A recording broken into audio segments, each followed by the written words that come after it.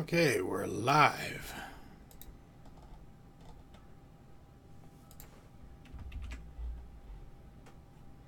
And nobody.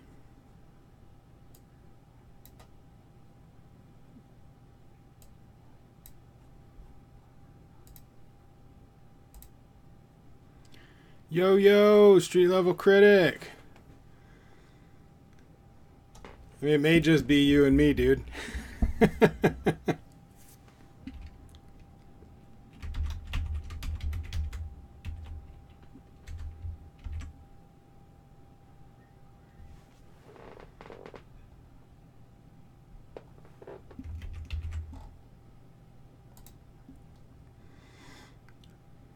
I'm posting on the social media right now. Do it for the play. Oh, do it for the replay. Yeah, that's basically why I'm doing it. It's a good way of getting all of them in a limited time that I have. And then I can edit them out later. Ashwin, hey, how's it going?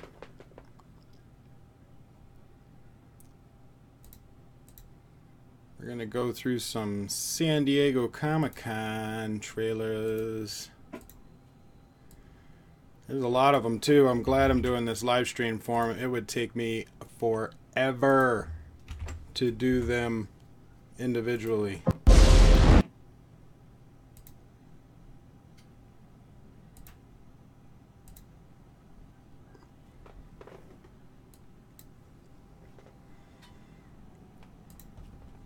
Sleep deprived?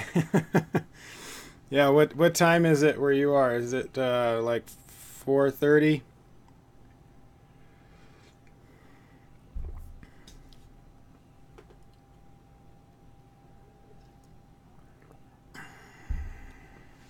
Hey, Joe. You can just about stay awake for the first one. It took Street Level Critic about 6 hours to do the reactions. I think it would take me a bit longer since I end up doing longer videos, but yeah, 4:30 in the morning, Ashwin. That's pretty awesome. For those of you that don't know who Joe is, he's also another YouTuber, and he had invited me to join it's like the Stardust YouTube reviewer group. And so we've been chatting on that Facebook group for a bit. It's a fun place. I like it. Good people. So thanks for the invite, Joe.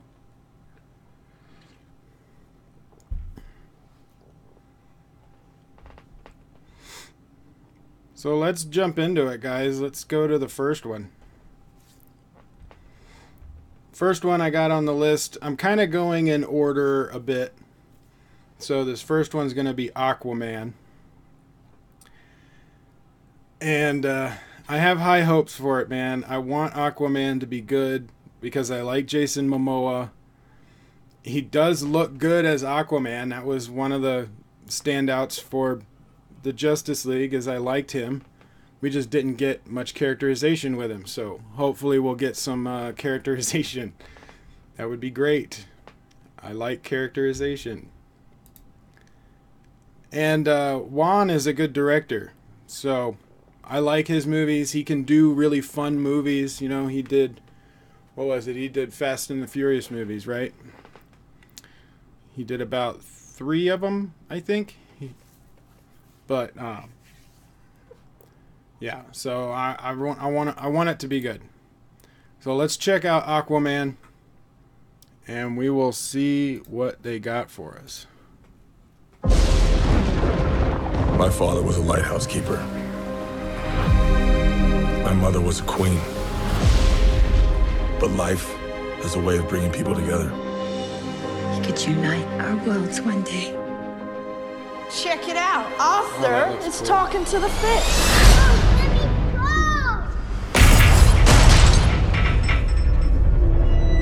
Oh, the shark didn't like that. It's kind of a Harry Potter meme. They made me what I am.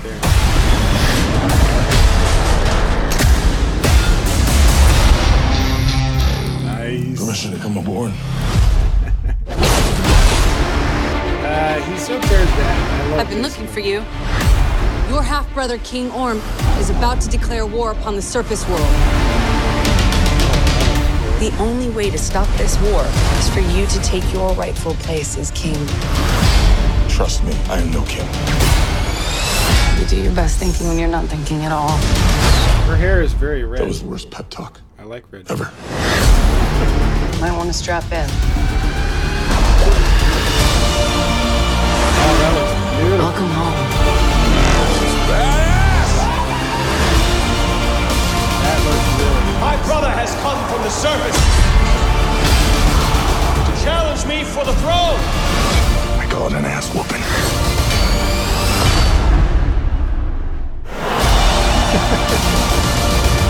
I'm no leader. I came because I had no choice. I came to save my home and the people that I love. Her You hair think is you're very, unworthy to very lead red. because you're of two different worlds. But that is exactly why you are worthy.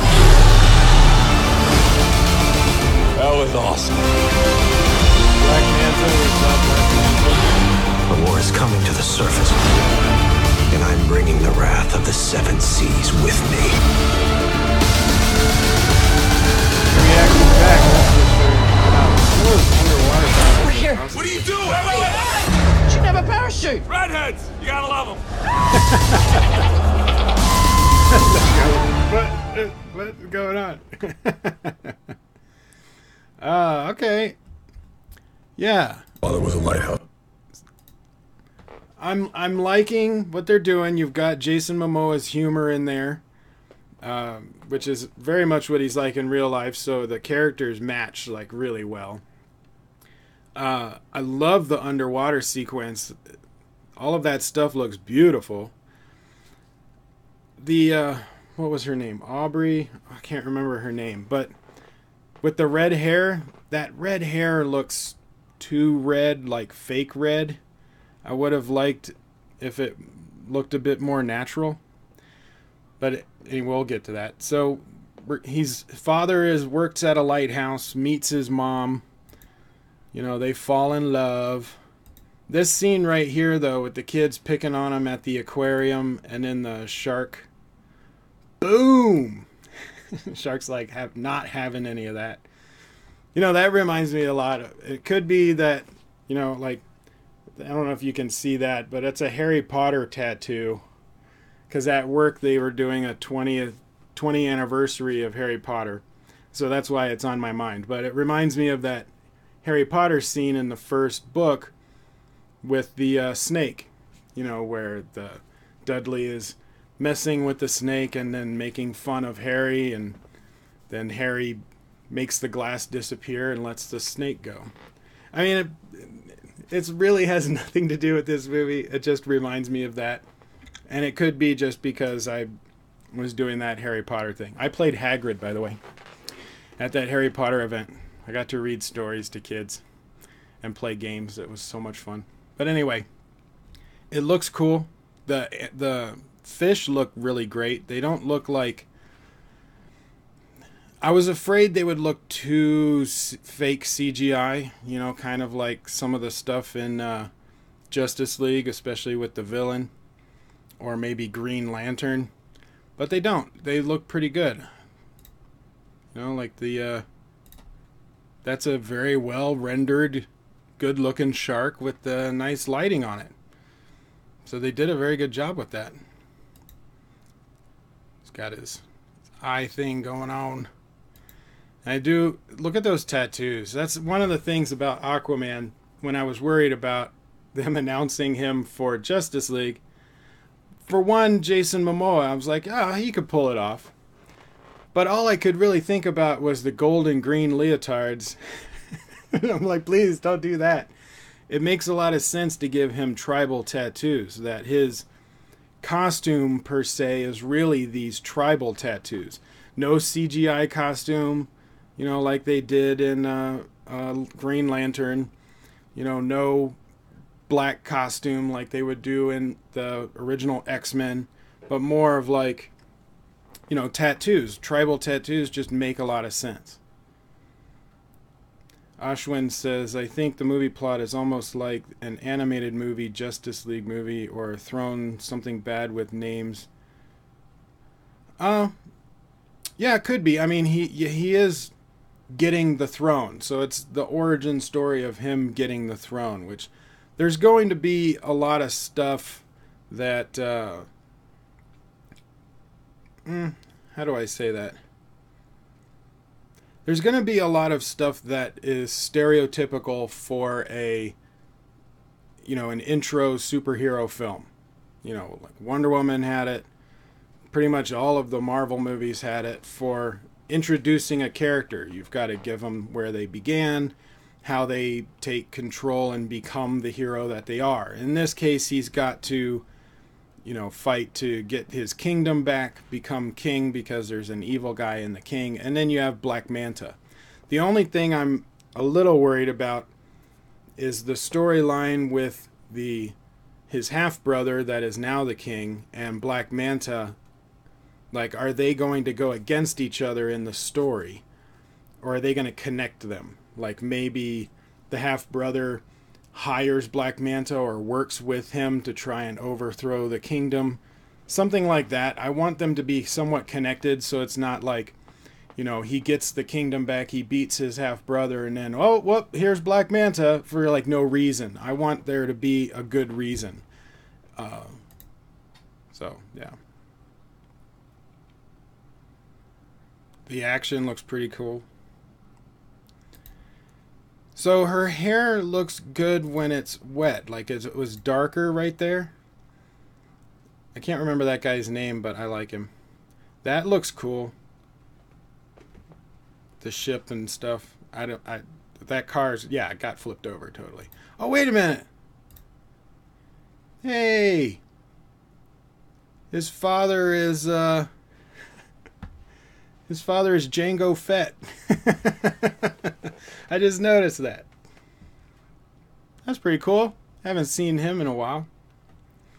But her red hair, see, it looks pretty good when it's wet like that because it's got a darker tint to it. But later on when it's dry, it looks too red. That looks cool though. That scene right there. That's a poster. That's a poster right there. I like that. Boom.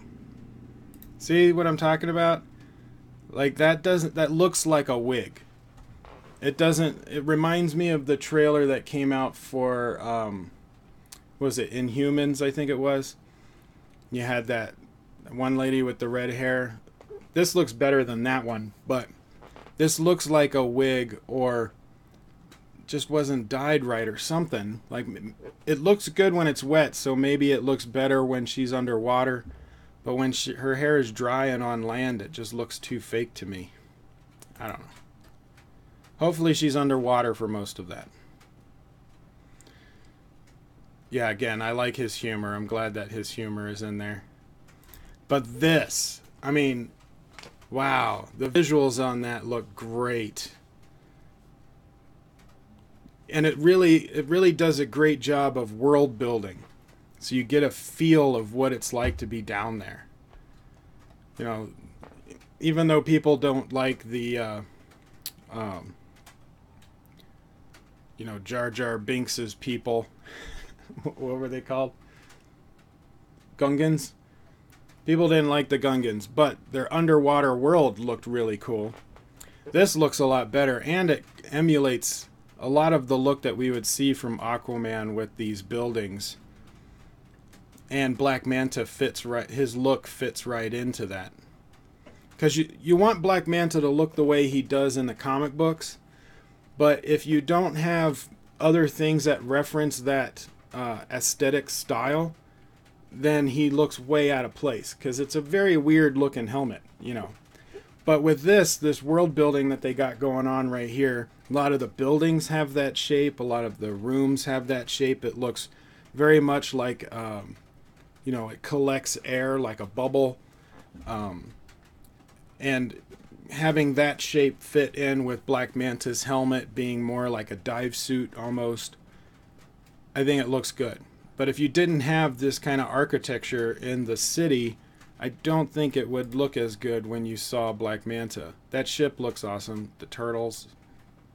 See? And the ship reminds me... You know, the ship reminds me a lot of Man of Steel. That kind of look. I wonder if James Wan and DC wanted to try and have some of that translate over from Krypton. I mean, it doesn't look, obviously, it doesn't look like Krypton. But a lot of more of that kind of organic feel to things, because Krypton had a very organic feel to it. And so does this. This has a very underwater organic feel, and I like that. James Wan, you might be hearing little crinkles. It's raining right now, and it's hitting my air conditioner. So if you hear that, that's what that is. I guess they got a battle, so we're going to have a cool fight sequence. Now, this one right here, you know, it's a different place. It's underground. There's lava. I think this is kind of like the end battle, or maybe the battle where he ends up taking the throne. Or at least maybe he kills him at the end. He gets... Here we go. Maybe he gets the throne during this battle, you know, beats him publicly, embarrasses him, and then he gets the throne. And then later, near the end of the movie, he fights him here, which looks like it's a temple. It's under, you know, it's in a volcano of some kind, so there's lava everywhere. Magma, sorry, it's not lava yet. But all this magma and stuff, he's probably kills him in this scene, and this probably takes place at the end of the movie. So I'm guessing Black Manta is not going to be the main villain. His half-brother is, and Black Manta is kind of the, I wouldn't say a side villain, but a main villain that works with him. But the big battle is going to be with the half-brother at the end, because they want to wrap the whole storyline around that getting the throne idea. So he's probably coming back to overthrow him to get his throne back.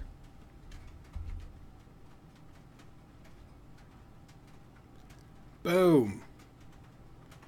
Yeah! I'm glad they're releasing it in December and not trying to do a summer release.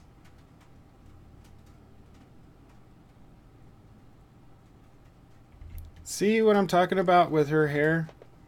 I keep forgetting her name. What's her name, guys? Anyway, it looks like a wig or very bad coloring job. But I think it looks good underwater. I don't know. Nicole Kidman looks good, though. She looks great as the Queen. That looks awesome. There was Black Manta. It is a dive suit. These fish people look awesome. I wonder who they are. I didn't read a lot of Aquaman comics growing up. I read mostly the crossovers. So I'm not quite sure who they are, but I like their look. The design of their stuff, the armor, that trident looks really cool. I love the blue and gold. See, her hair looks good. I know I'm talking about her hair too much, but look. Her hair looks good underwater. It has a darker tint to it. And the whole look of the film has a, you know, a more blue, darker tint to it. And the color grading. But her hair looks good down there. I don't know why I keep talking about her hair so much, but it bugs me. It looks good underwater. Ooh, yeah. Sharks and seahorses that you can ride. There's Black Manta. See, and it looks okay. I was worried he would look like a Power Rangers villain. And he doesn't. Like, he looks good there. He still kind of looks like a Power Rangers villain. However, like I said, with the mix of how they set up the world building and the architecture of stuff, it looks alright. And they'll probably explain more about the suit once we get in the movie. But those big eyes, boom! And then we're going to have epic battle scene. with sharks and crocodiles and or alligators, whichever one was the saltwater one. I forgot. And I like this goat. He's like redheads. What do you do? The goat's all like, what? Yeah. I think it looks good. I'm more excited about it than I thought I would be. Amber Heard, thank you. I knew it was Amber something. But her, I don't know what it is with her hair. But anyway. Did I see Momoa on Stargate? Yeah, I am a huge Stargate fan, and I was one of those people that was watching Stargate Atlantis as it came out. So I got introduced to him at the same time everyone else did. Director said that it's almost like an origin story for Black Manta. Well, it makes sense. You've got to introduce... You can't just have Black Manta show up and now he's a villain. You've got to do his origin story as well. Black Manta is the one pulling the strings from behind, and after the war is over, Manta escapes. Okay. So he may be pulling the strings of the half-brother. Alright. Area! Hello! Nice to see ya. That's the Fisher King. Okay. Oh, that sounds familiar. What do you think about how they decided to deal the talking underwater? I'm really pleased. Yeah, it's difficult with underwater talking just because sound travels a lot different. There's no air. So they made it, it doesn't sound the way it was in real life. You know, in real life you would not be able to really understand what they're saying. But they probably have something to where they like project more when they're underwater, and it still sounds like it's underwater.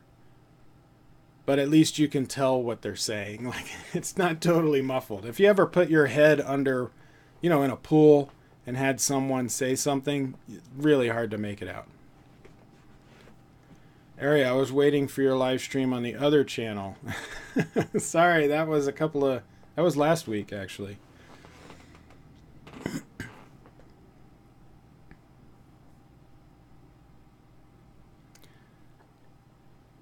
I think they had to choose a way to do it. Imagine bubbles coming out of their mouths the whole time. Yeah, that would be distracting. However, there wouldn't be bubbles. You know, if they breathe underwater, they're going to have gills, or water is going to be being processed into oxygen inside their lungs. So there's not going to be any air in there. So it really wouldn't make sense for bubbles to be coming out of their mouth, because then I would wonder where they keep getting all this air. So it's got to be a filtration system just like a fish has, and the lungs are full of water, so there wouldn't be any bubbles. At least that's what I would hope. I'm glad there isn't. We need to talk about Stargate at some point. Very few fans in my circle. Oh, well, absolutely, Joe. I know a lot about Stargate. I've seen them all, including the not great movies, but I still love them. So get some sleep. And I will be doing SHAZAM tonight, so you can check out that later.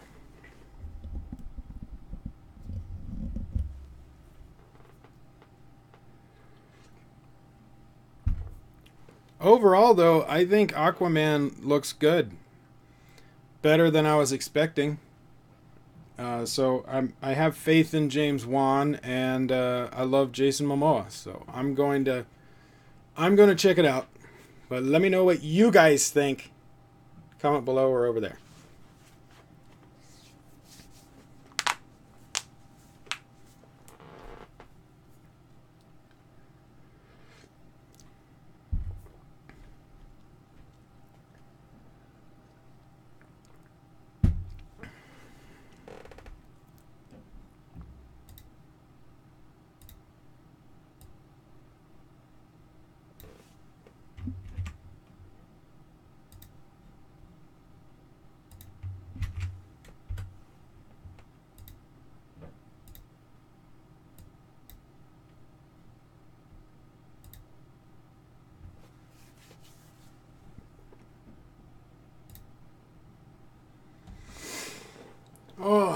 So how's everybody doing tonight?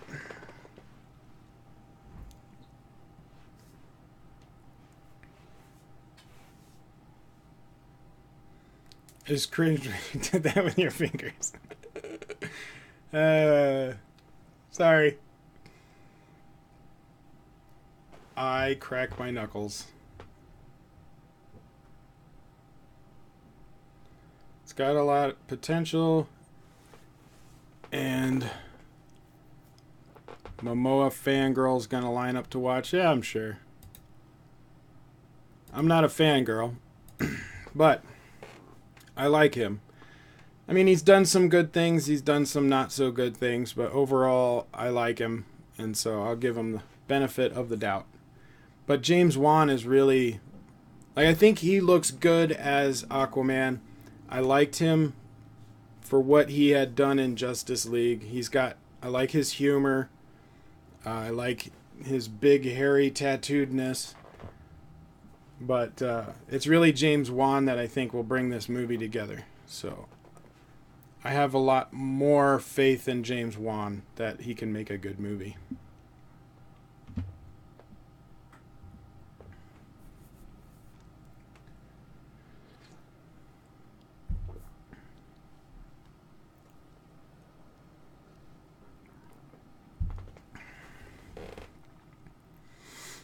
Alright, we got a lot of trailers to get through, so let's go move on to the next one.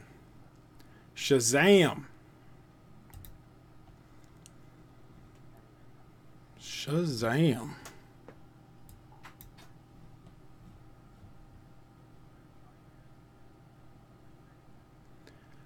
Ashwin, I already did one for Glass.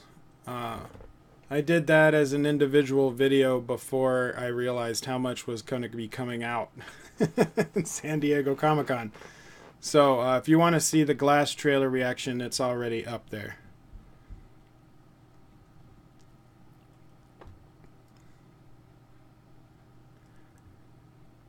So let's check out SHAZAM. This was another big one that came out in Comic-Con this weekend.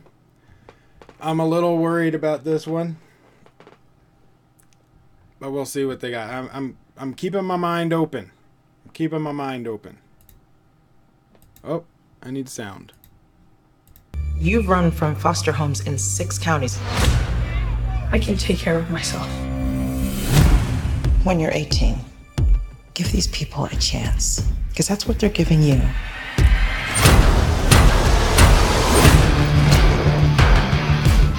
This is Billy Batson. Make sure you make him feel at home.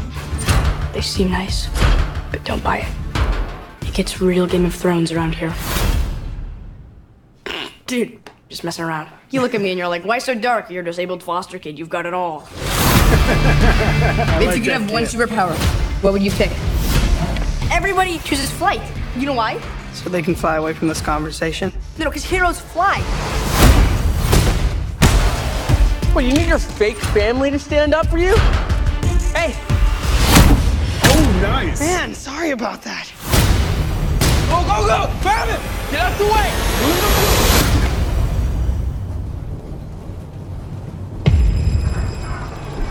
Billy Batson, I choose you as champion.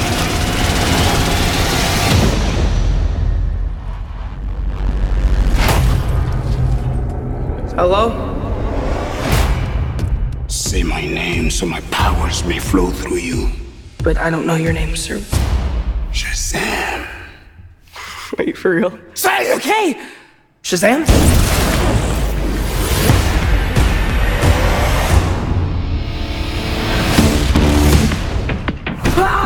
This means Billy! What is happening? You're the only person I know that knows anything about this Cape Crusader stuff. Can I?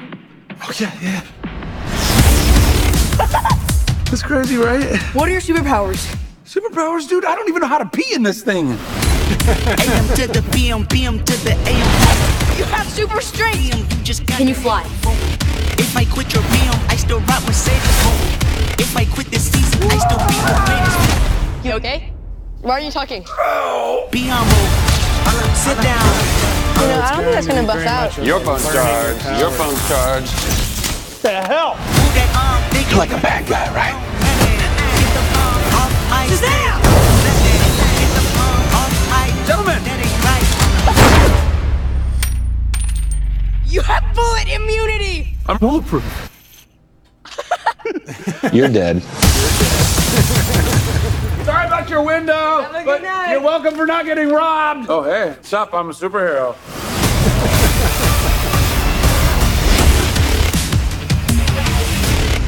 Okay, I can get behind that. It sold me on the humor. So you've got this kind of standard setup. He's a foster kid, you know, he feels like he's always on his own, that kind of thing. I think the first 20 minutes of the movie may get a little slow unless they speed through it. That the thing about the beginning of this movie is it's either going to be really slow and people are going to be like, just move on, or it's going to move too fast and no one's going to have an emotional connection with the character. So there's going to be a balance that they have to find of a decent enough length to get your characterization on him, because he is not actually in the movie most of the time. It's going to be SHAZAM. But you need to have an emotional connection with him that you can translate over to SHAZAM so that it's interchangeable. You have to see the character as one person. So you have to have enough time in the beginning to get an emotional connection with him, but you can't have it go on too long to get to SHAZAM, otherwise people are going to be bored. So I'm kind of curious to find out what balance that they do in there, or how they try and keep people's attention through the beginning of that movie. Now, I think part of it is going to be this kid right here, because he's funny. He's charismatic. Just like a lot of people that are disabled, they have a lot of humor about their own disabilities. And so I like this kid a lot.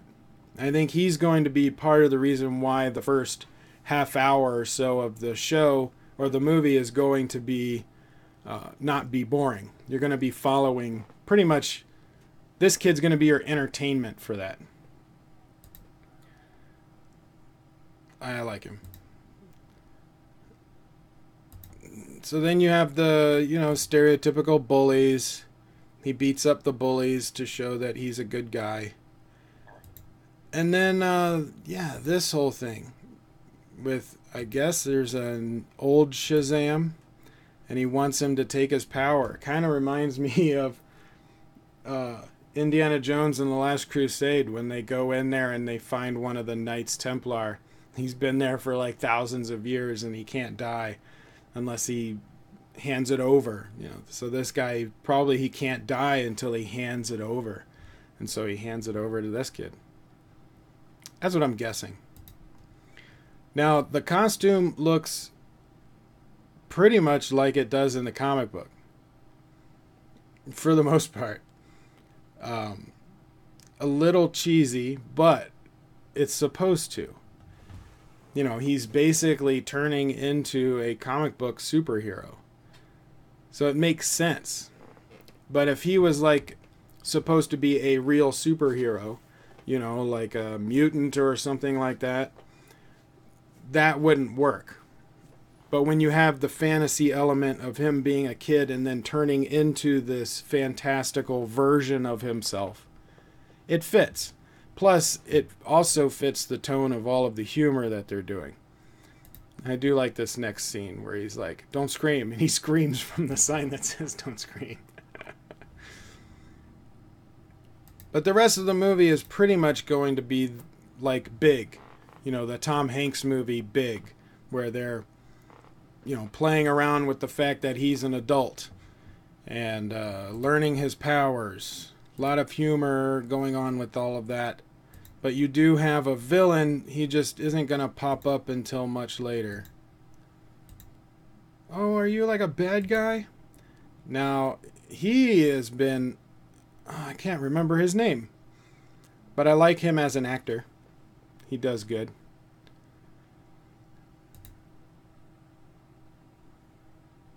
Boom. Like, I'm totally bulletproof.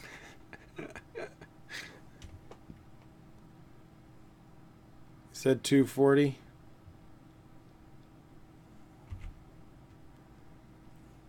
Mark Strong. Yeah, that's the guy's name. So, yeah. I'm sorry for breaking your glass. You're welcome for not letting them rob you. I mean, it's pretty funny. Overall, yeah, I'm down. It's something I would watch. I'm a little worried about how they're going to balance the tone for entertainment to make you interested in the characters. I kind of feel it's going to be a bit like Spider-Man Homecoming, you know, with the two friends, and that could work. So, Levy, I think that's his name, Levy, who's playing SHAZAM, he seems to be doing a good job, and he looks like he's having a lot of fun with it. So, I'm down. I want to watch it. I'm a little hesitant, but I want to watch it. Well, what do you guys think? Comment below. Let me know.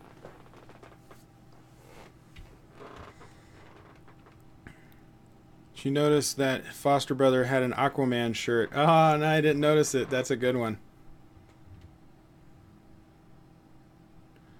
Marvel is rubbing over a little too much, but fine.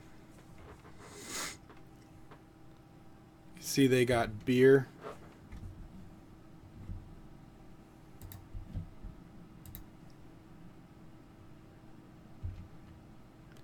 Was it beer?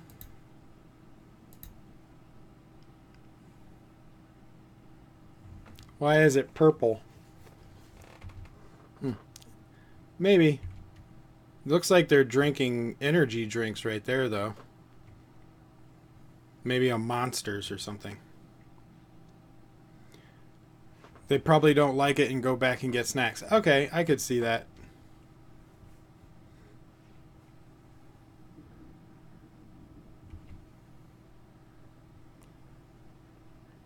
Shazam.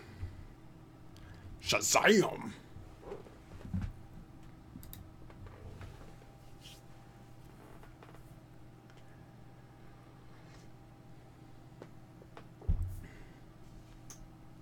Yeah, it looks like it'd be a cute movie. On the plus side, it's a much different tone from the other DC movies, and they kind of need that. They need a movie that has a lighter tone, and Wonder Woman had some of that. You know, especially during her fish out of water moments, it had a much lighter tone to it. But this one feels like it's gonna go, you know, full on like Kick-Ass, but not the R rating version of Kick-Ass, but kind of like Kick-Ass mixed with Spider-Man Homecoming, that kind of thing. I think it looks cool. I want to see it.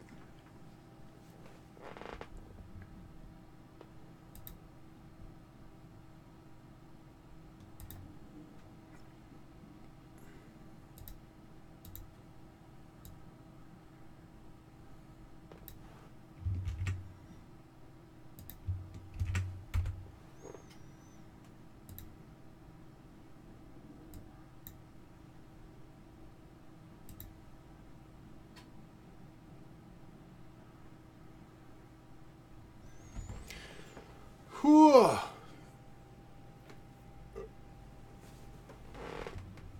Whoa, whoa, whoa. Why am I yawning?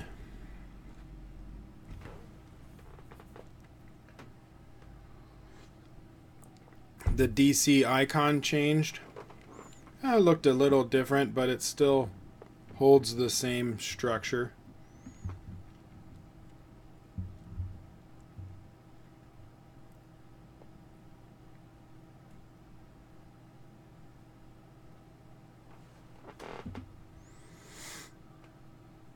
Alright, well, let's move on to the next one.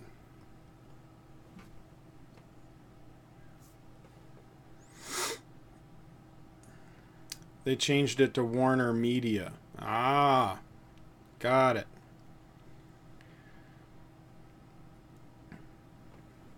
When did the merger happen? color scheme is so light. Yeah.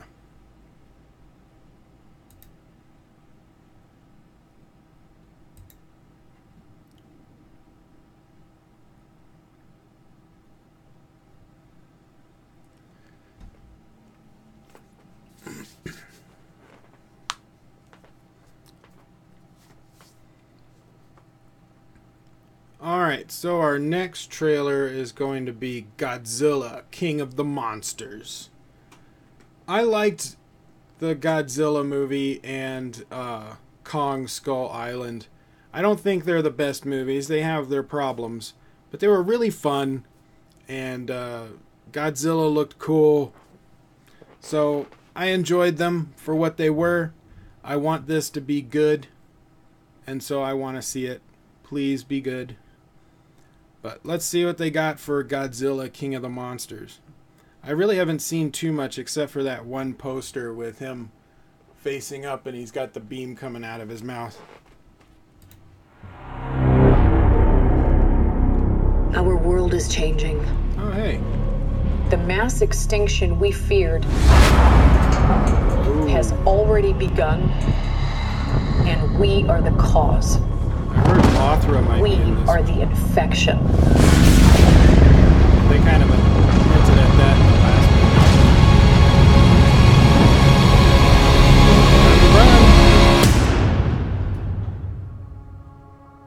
one. But like all living organisms, the Earth unleashed a fever to fight this infection. Its original and rightful rulers, the Titans. Huh. For thousands of years, these creatures have remained in hiding around the world.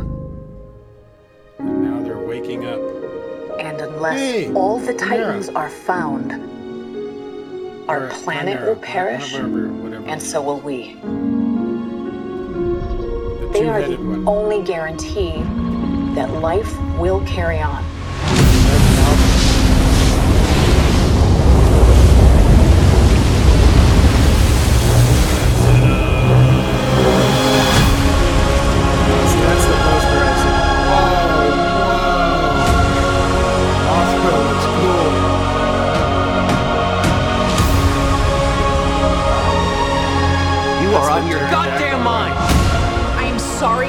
But this is the only way.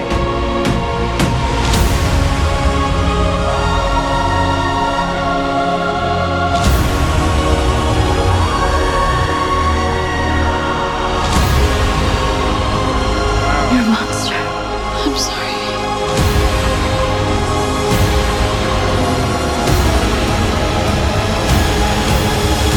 No, the three-headed one. Yeah, sorry. My bad. Long live the king.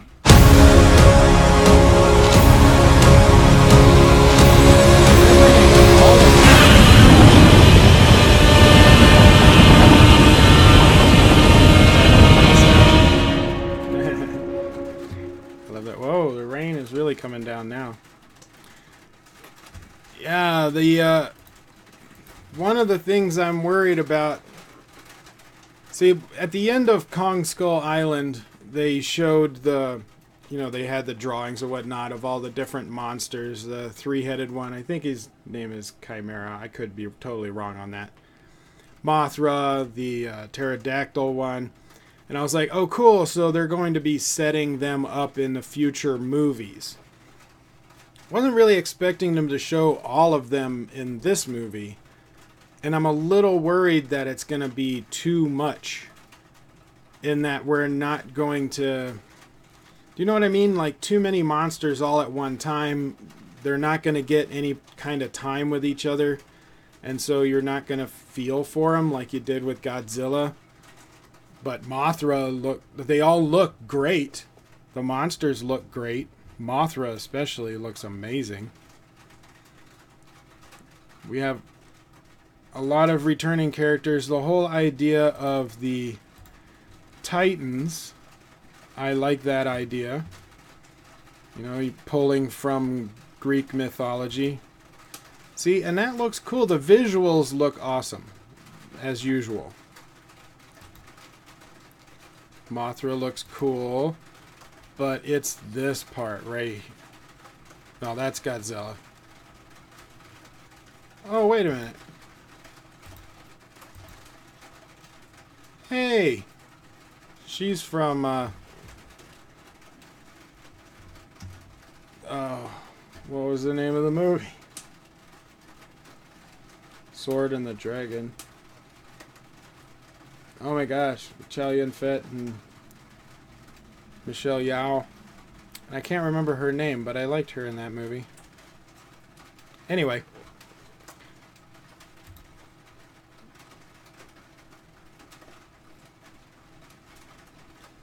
Boom. See, that looks cool. That, though. That looks epic. Wham. I'm impressed with Mothra. Looks a lot cooler than I was expecting. I like Mothra.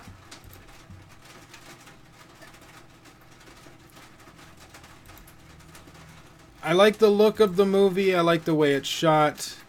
You know, it looks like a big budget monster movie, and that's what it is, a big budget monster movie. Your monsters look cool. I'm just worried that there's too many monsters. I mean, they basically decimate everything. And I don't want it to turn into an apocalypse movie. You know, like, it kind of feels like it's turning into one of those, you know, Independence Day or 2012, one of the Roland Emmerich movies. And I don't want it to be a Roland Emmerich movie. I want it to be a Godzilla movie. So we'll see where they go with it. For the most part, I like what I see. I'm going for the monsters. That's the, you know, you want to see Godzilla fight some monsters. It's the whole reason you go to these things. But I'm a little worried about a couple of smaller things. Overall, though, I think it looks good. I'm totally going to be there. I want to see Godzilla fight. So, and I want them to do well so that they end up doing the Godzilla versus King Kong movie. I want that. I want that a lot. I like daytime action. I like how they hide. I like how they hide everything so much in these Godzilla movies. Yeah, they are hiding a lot. But they also are giving away a lot. Like, I would have preferred they didn't give away all of the monsters that were going to be in it. Like, just show Mothra. You know, because Mothra looks cool enough as it is. And then let the other two be surprises. Don't need to have them all in the trailer. And then, like, this scene right here at the end of the trailer, that's near the end of the movie. I mean, they're kind of giving away a little too much of the movie in the trailer. But again, it's a monster movie. You kind of know what's going to happen. There's not going to be a lot of surprises. You're hitting these beats and you get to have some fun watching big, cool monsters fight each other. It's the whole point. So, I'm not mad. I understand it, because you need to sell the monsters. But at the same time, I don't want the movie to be a paint by numbers. I want there to be something in there that makes it a bit different. Skull Island, they had a lot of stuff in the day, which I like. What I liked about Skull Island is it took place in the 70s. And I liked that they did that. It wasn't a present day movie. They, you know, they had pre-planned kind of where everything lies in the timeline. So you gave Kong enough time to kind of grow to the size that Godzilla would be. And I liked the fact it took place in the 70s. It looked like the 70s. It was kind of cool area. I've actually never seen any Godzilla movies. Well, it's not surprising. I mean, it's not like Star Wars. The only movie I would say don't watch is the one from the 90s that has Matthew Broderick in it, because that's not a Godzilla movie.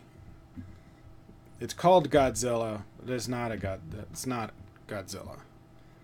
That was basically Jurassic Park in the city. It wasn't good. It sucked. Go watch some of the Japanese ones, or watch the original. Well, I guess the original for the U.S. would have been the 1954. I think it was 1954 that had Roddenberry or Bradbury. Oh, what's his name? He played Perry Mason on TV. Anyway, he was Burr, Raymond Burr, I think. He was in the original. Well, there was another Godzilla movie before that in Japan, but for Americans, that's the original Godzilla movie. See that one, or see the one that came out before this. I mean, if you want more context on this movie, I would say watch the Godzilla and Kong Skull Island, since they play right into this. And they do have... What I liked about those two movies is they had a self-contained storyline, but they left enough nuggets in there that it can translate into future movies. But they didn't feel like they were setting up sequels. So... Oh, they're hiding graphics by making the action at night and in the dark. Yeah, and a lot of smoke. There's a lot of smoke. However, that shot with Godzilla...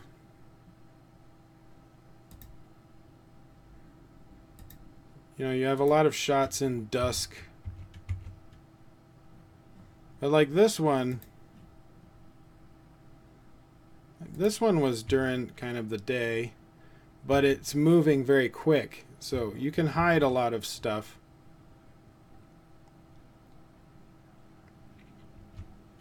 But the other Godzilla movie was at night also. I think it would look better at night. If you tried to do it during the day, you would have to have it be raining or something to give that ominous feel to it. But it wouldn't look as good, I don't think. I think you need to have it kind of darker in a color scheme for it to work. Like I think if they had it during the day and it was sunny outside, it would look cheesy. and I think they know that.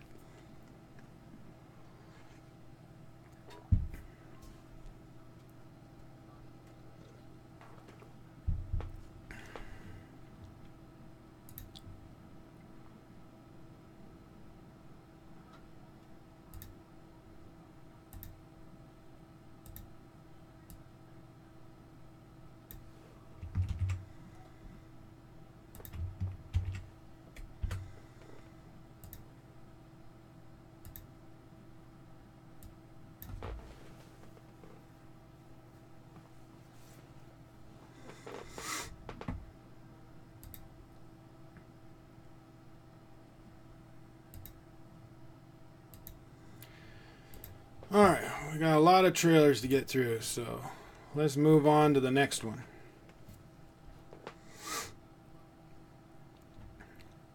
This next one we're going to do is Fantastic Beasts: The Crimes of Grindelwald. I liked Fantastic Beasts and Where to Find Them. One of the things that I like about it is that Rowling is writing them as movies instead of books. You know, you had the 7 books, and then when the movies came out, people compared them to the books, obviously, and didn't like them as much because the books are better. Instead of writing 5 new books and then turning them into movies, she just wrote the movies. I like it for a couple of reasons. One, you don't have people that like to push in your face that they read the book and that they know what's going on. You know, what if I just didn't want to read the book? But anyway, they can't do that because no one has read this yet. And it's total surprise to everybody that's watching the movies. It's kind of like the news, you know, the last season of Game of Thrones. The people that were book snobs about it, they couldn't say anything because they didn't even know. And there's nothing wrong with loving novels. I'm not saying that. I just hate it when people shove it in people's faces. Well, if you read the book, you'd already know. I'm like, I know that, dummy. I'm just saying, I didn't read the book, so I don't know it. No need to, like, get all snobby with me. So anyway, the only other concern I have really for this movie is Johnny Depp as Grindelwald. I like Johnny Depp, but the past few years he's been a bit off. However, I did really like him. I thought he did a good job in The Orient Express. He played the character pretty straight, and he did a good job with it. So maybe he will do that with this. I just don't want him to be, you know, Captain Jack Sparrow with Grindelwald makeup on. I want him to be a good character. So maybe we'll get some more of that in this and actually hear him talk and maybe do something. But I love Jude Law as Dumbledore. I think that's a perfect choice. You know, to me, him as Dumbledore is just as perfect as Ewan McGregor as Obi-Wan. Like, it fits. It just fits. So, let's see what they got.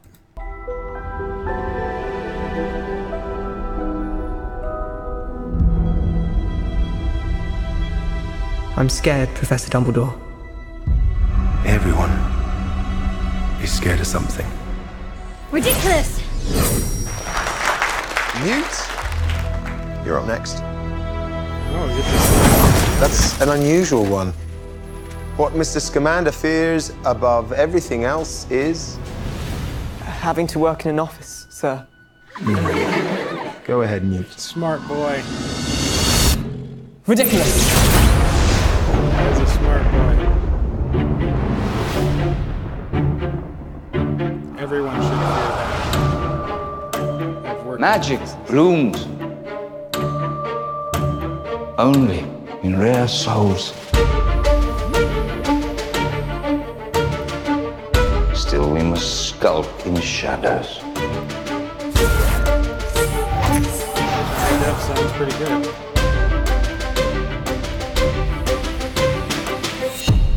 But the old ways serve us no longer.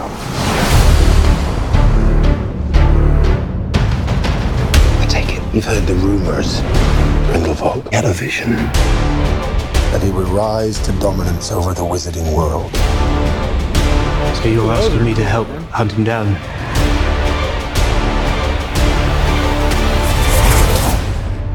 I can't move against Grindelwald. It has to be you. In your shoes, I'd probably refuse to. It's late. Good evening, Newt. Oh, come on.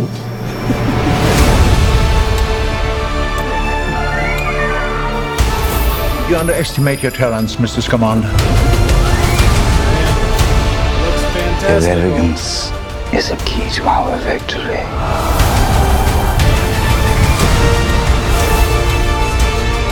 Muggles are not lesser.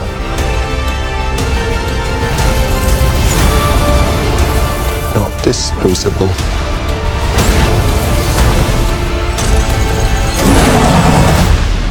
You're too good, Newt. You never met a monster you couldn't love. Credence!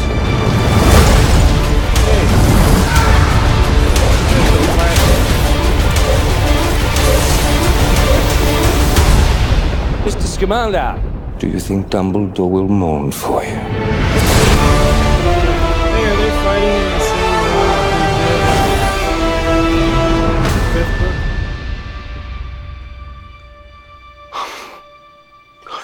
Are you a ghost? No, I'm alive. But I'm an alchemist and therefore immortal. Oh. Nicolas Flamel. Nicholas Jacob Flamel. Kowalski. Oh. Oh. You don't look a day over 375. That's cool that we got to see Nicholas Flamel. I think David Yates has been doing a good job with the... I mean, he did the last... I think he did the last 3 or 4 Harry Potter movies. Oh, man.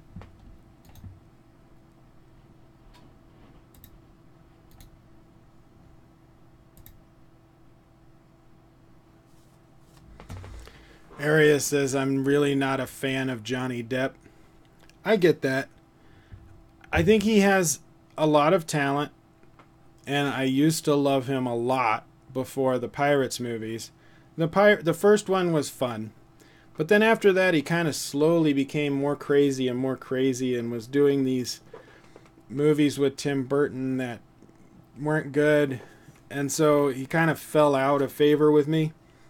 I think he's actually doing it pretty straight in this movie. You know, he's not going weird and crazy over the top. He's playing an intimidating character, so hopefully he stays as an intimidating character. I don't want him to become silly. Other than that, again, I love Jude Law's Dumbledore. I think he's going to be perfect for that. I wonder why the Flash was in there. Maybe they set him up in the previous movie. I can't remember.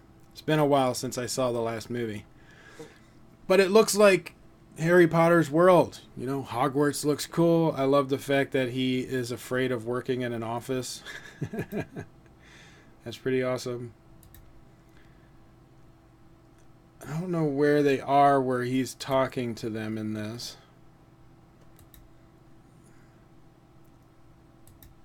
Those cat things look cool. I want one. They're cute.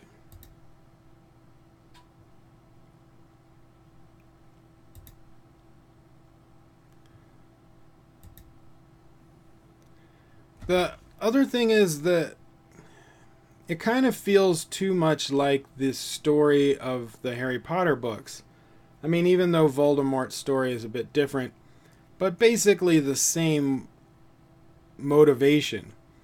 To rule the wizarding world, muggles are less than purebloods and that kind of thing. I don't want it to just be a rehash villain of Voldemort. I want Grindelwald to be something more, something different. So, oh yeah, that's right. Ezra Miller was in the first one. I'm remembering that now. I need to watch that one again because I don't think I've seen it since it was in theaters.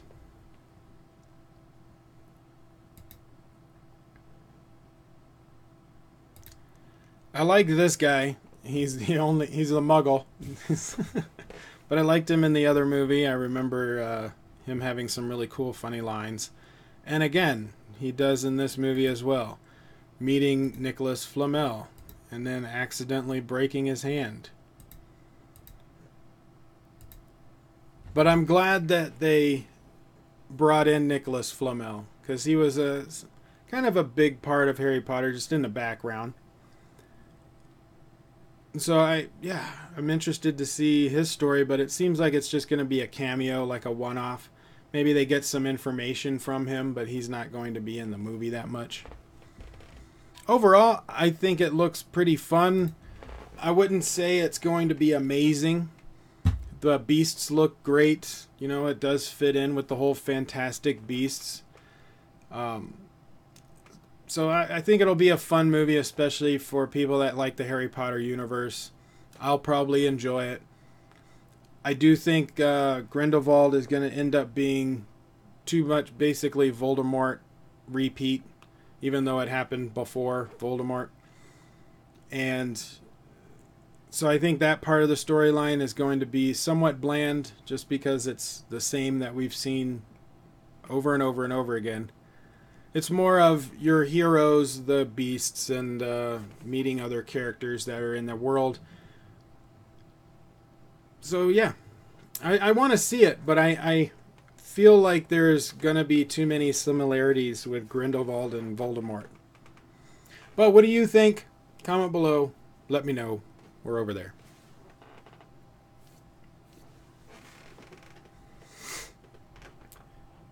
Yeah, Aria, when he was first announced, I wasn't really happy about it. I was like, really? You could have picked someone better than Johnny Depp, but if he does a good job, then I don't care.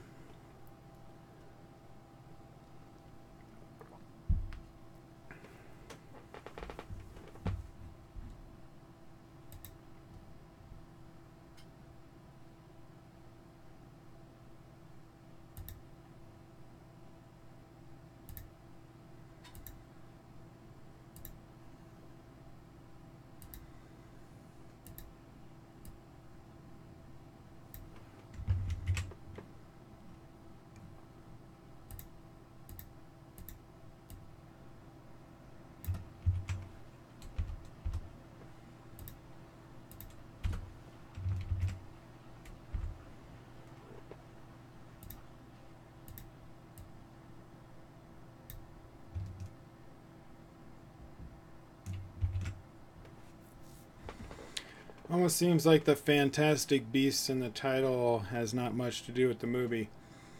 Well,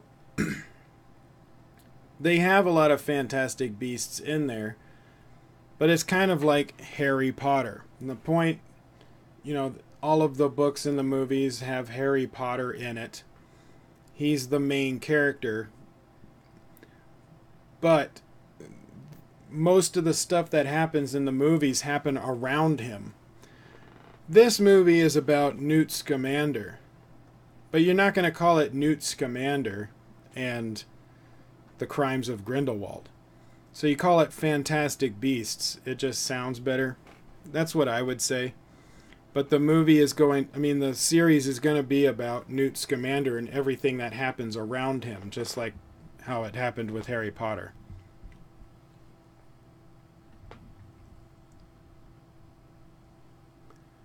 I like the trailer. Hopefully we really see just Grindelwald on screen and not Johnny Depp as Grindelwald. I can agree with that. And I know exactly what you mean.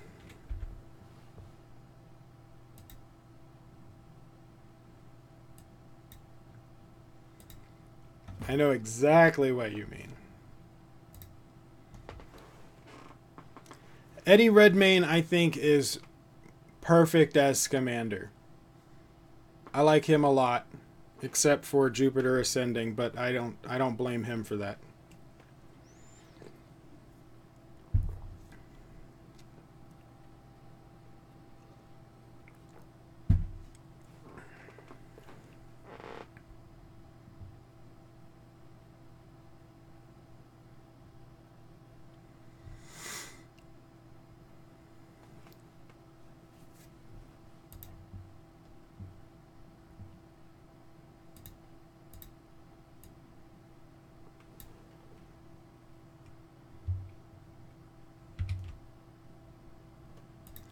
Did I see Black Death?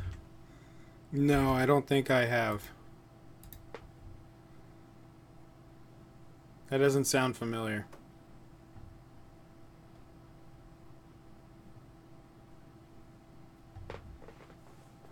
Is that a movie or a show?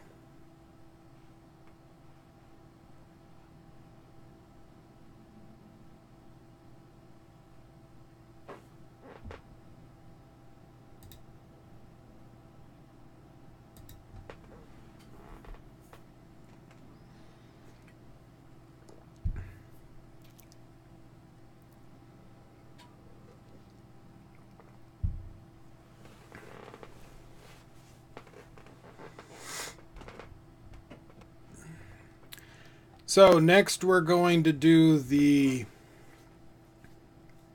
It's great, you should try to watch it. A movie with Redmayne. Sean Bean! Does Sean Bean die?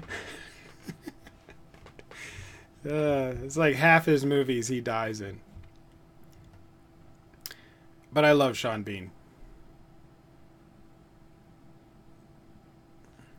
I may have to check it out. I like Middle Ages movies, so maybe I will. Oh, I think I've heard of Black Death now.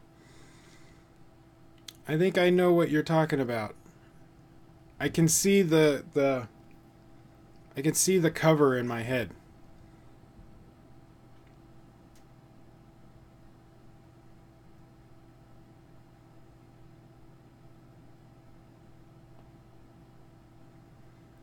There's also Carice Van Houten. Are you a fan?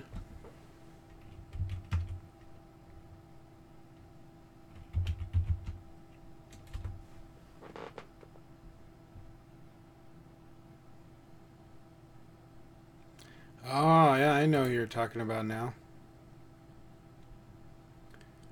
She is beautiful.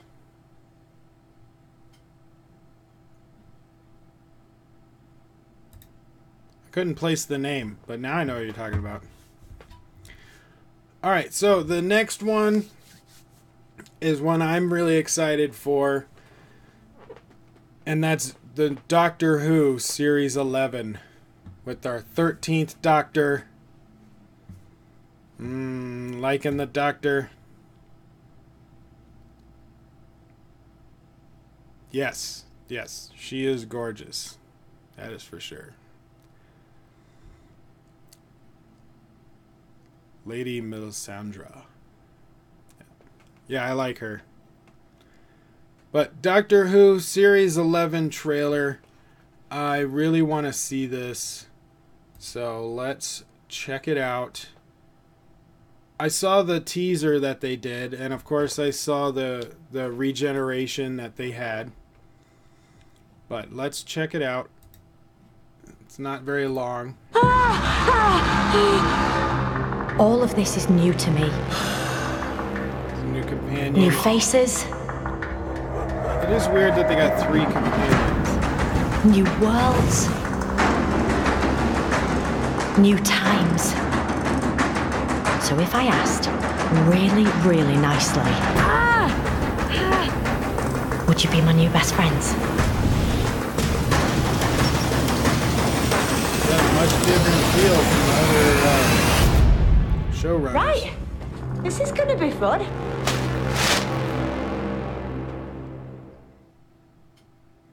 Yeah, it's got a much different... Really, really nice.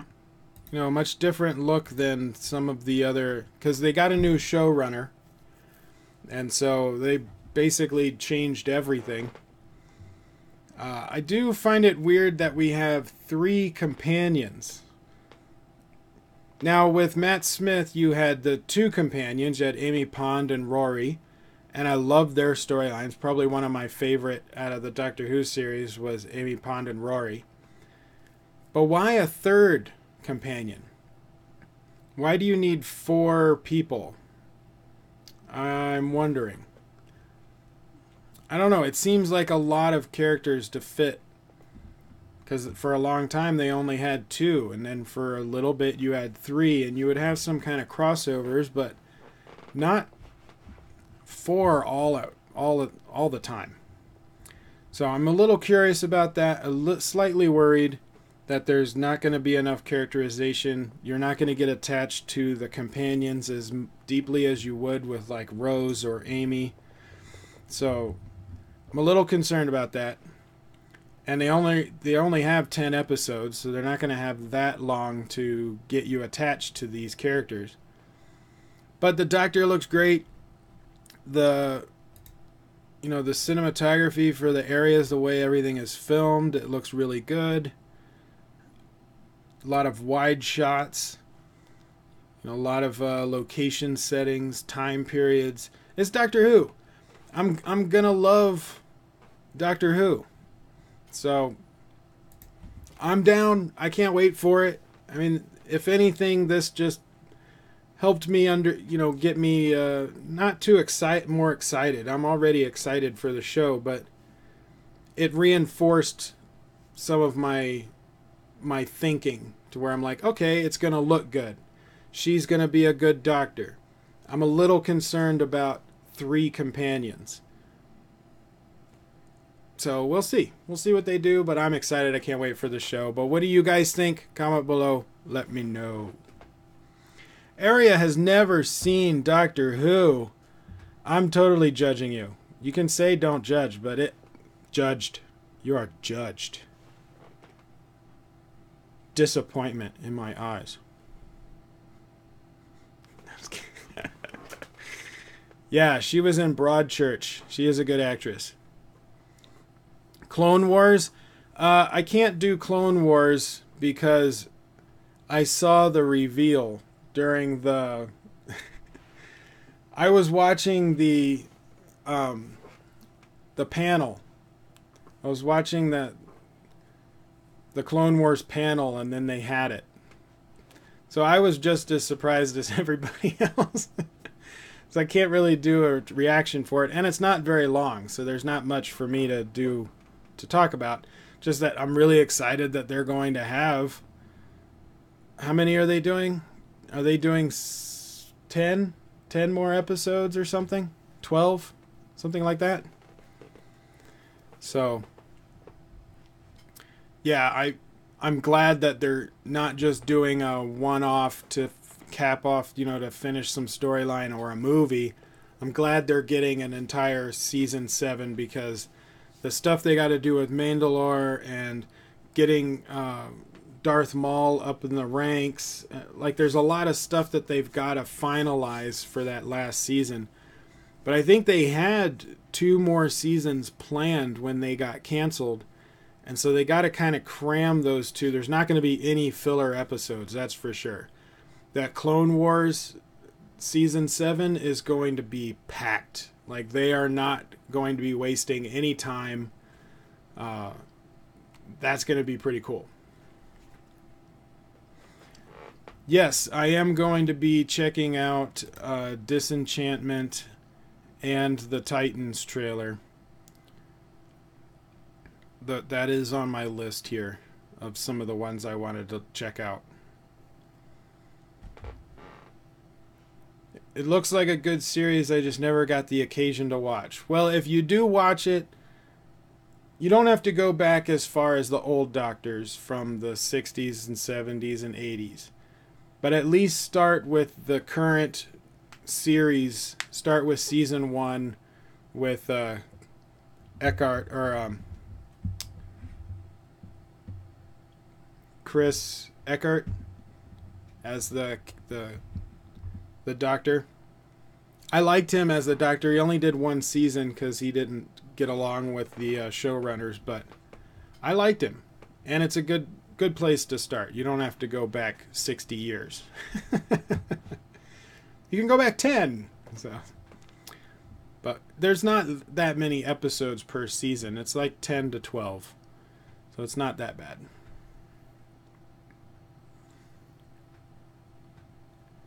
All right, street level critic. I'll check you out later.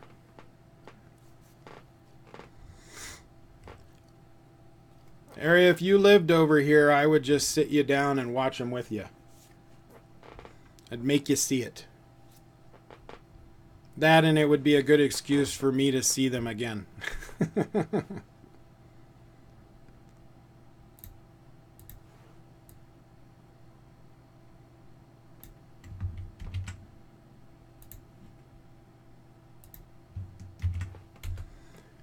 I'm all about excuses.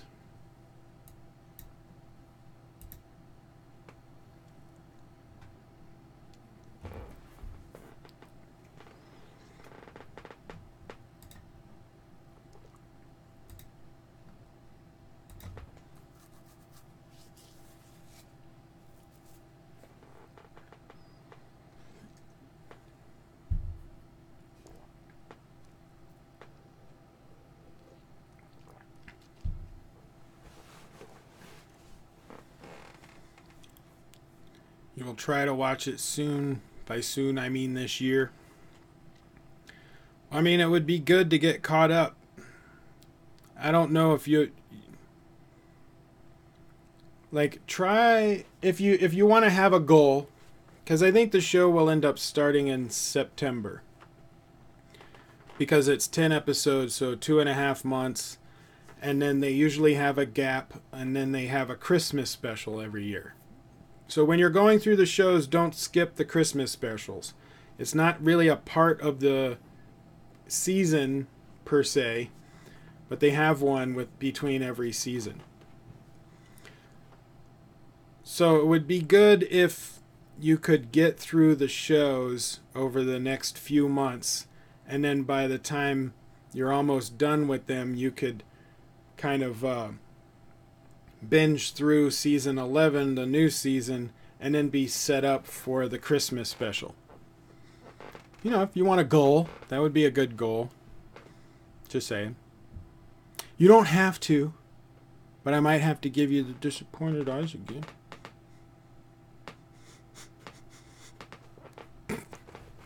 Christmas comes along. Did Aria see Doctor Who? Did she watch Doctor Who?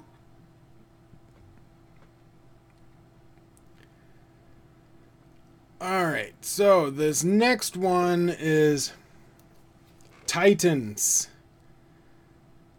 This is going to be a part of the new DC Universe online, the DCUniverse.com streaming service, which I don't know. Everybody's got their own streaming service now, and we're not going to be able to pay for all of these things. You know, unless someone comes out that's kind of like a cable company that ends up condensing all of these paid services. I don't know. Anyway, I don't know if I would want that either, but currently you're catching up on Vikings Season 2. I got through the first half of the first season of Vikings, but I haven't watched anything else. I liked what I saw. I like that time period. So let's check out Titans, and we'll see what they got. I do know one part of it because it was memed all over the internet.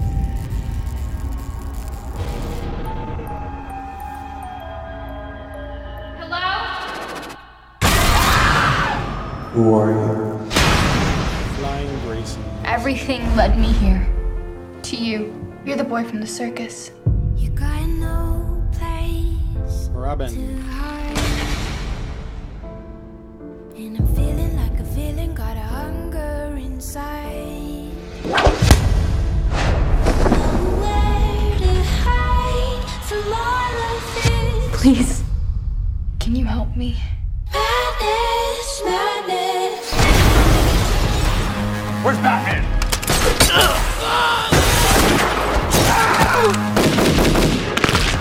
Fuck Batman. There's something evil inside of me. You're scared. I get it. But you can control it. She looks cool. You don't know what I've become.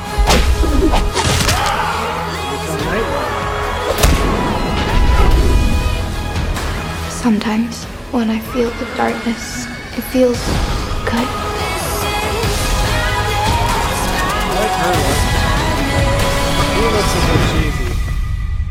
My mom says there's no such thing as monsters.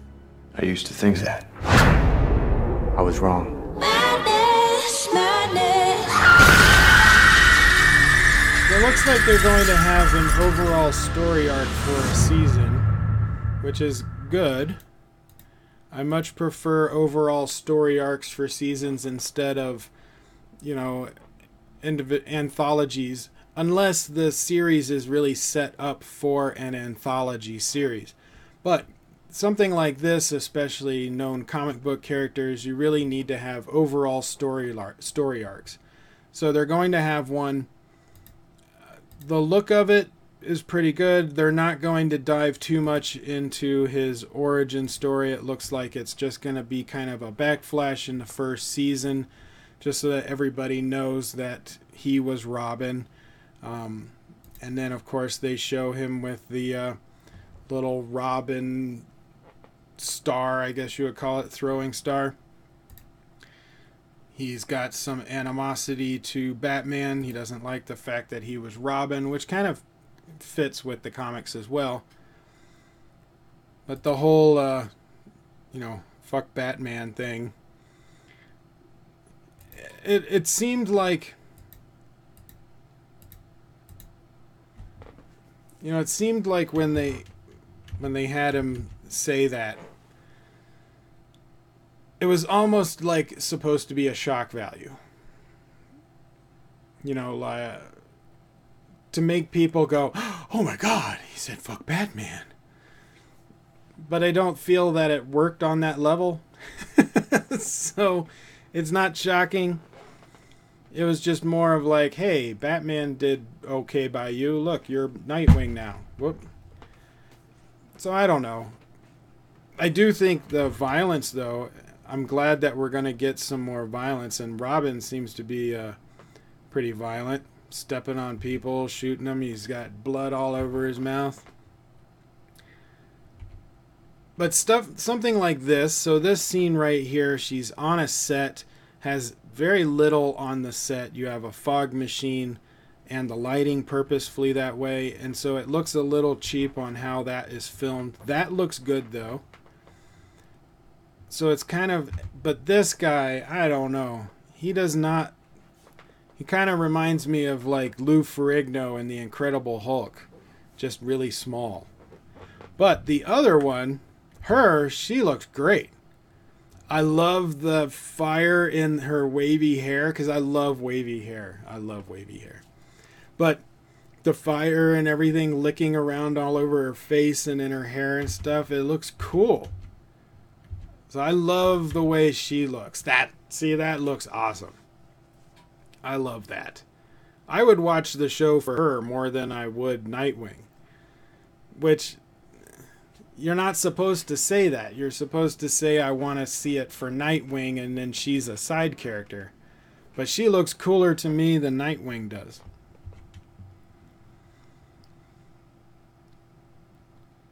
So he'll be learning how to be Nightwing throughout the episode.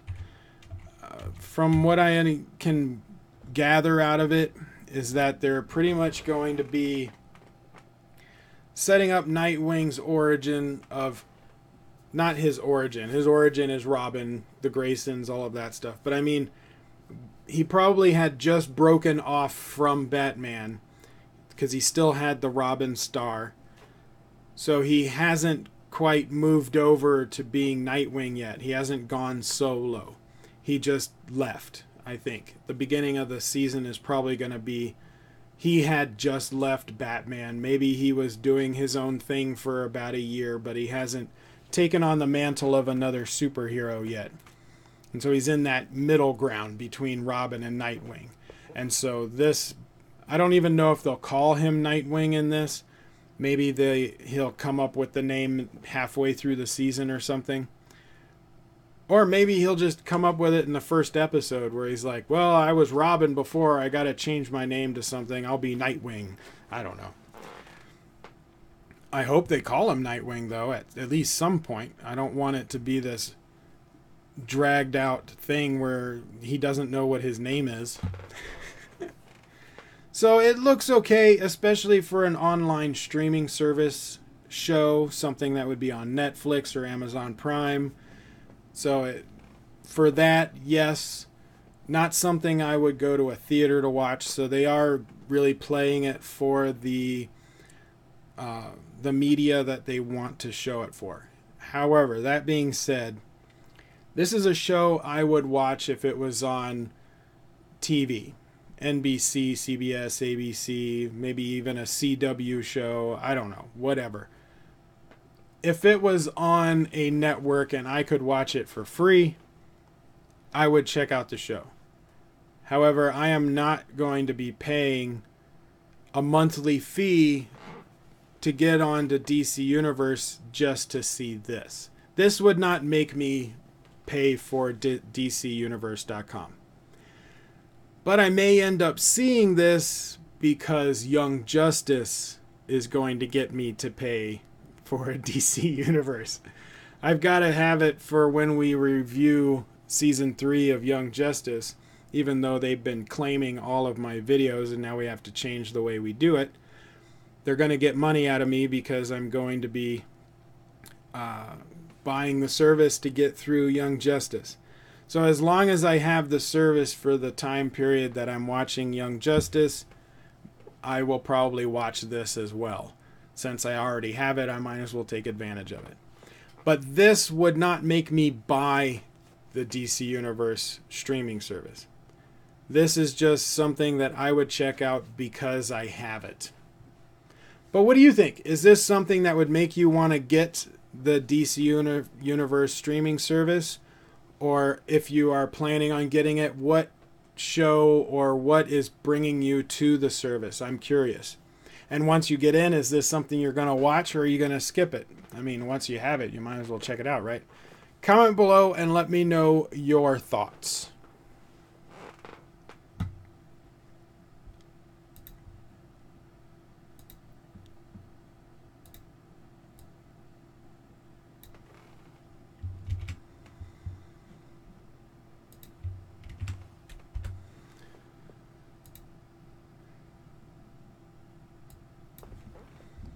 Okay, Area, I think you're like the only person that are watching this right now, so I have got to take a break. I'll be back in about 10 minutes or so. So don't go anywhere.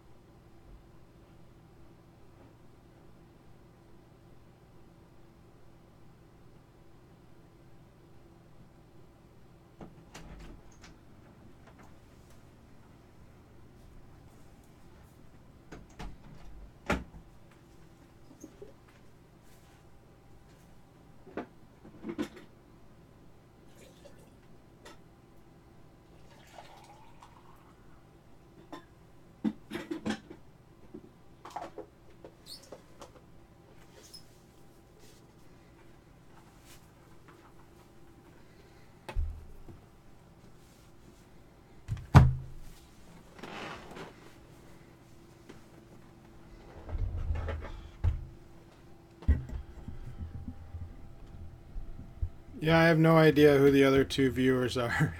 I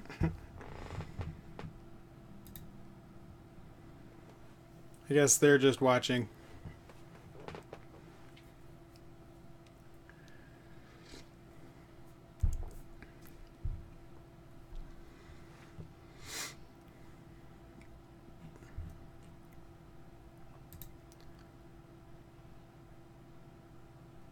All right.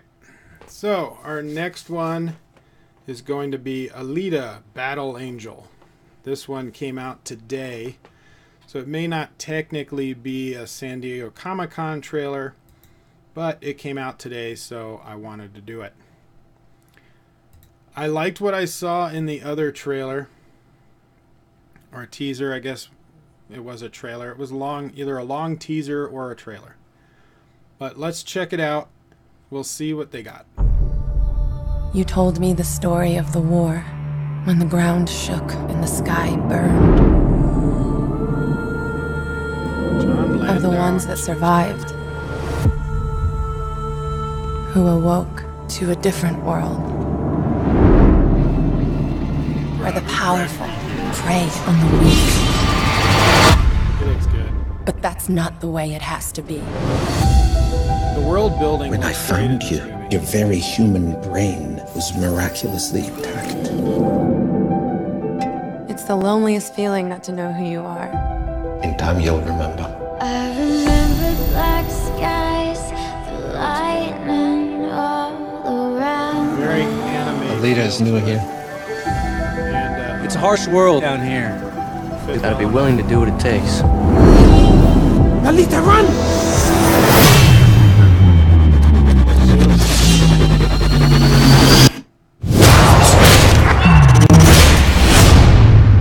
My God.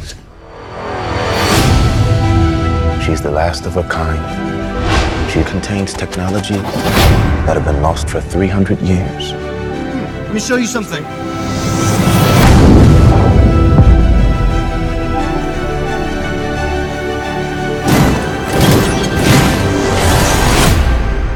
This body, I feel a connection to it. I can't explain. You know more about me than you're saying. Alita, some things are better left forgotten. Then I'll find out for myself. She is threatening the natural order of things. I need you to destroy her. Alita, they will come for you. I'll have to face them head on. I'm gonna need you to stand way back. Tonight is not a game. It is a hunt. Across this new divide.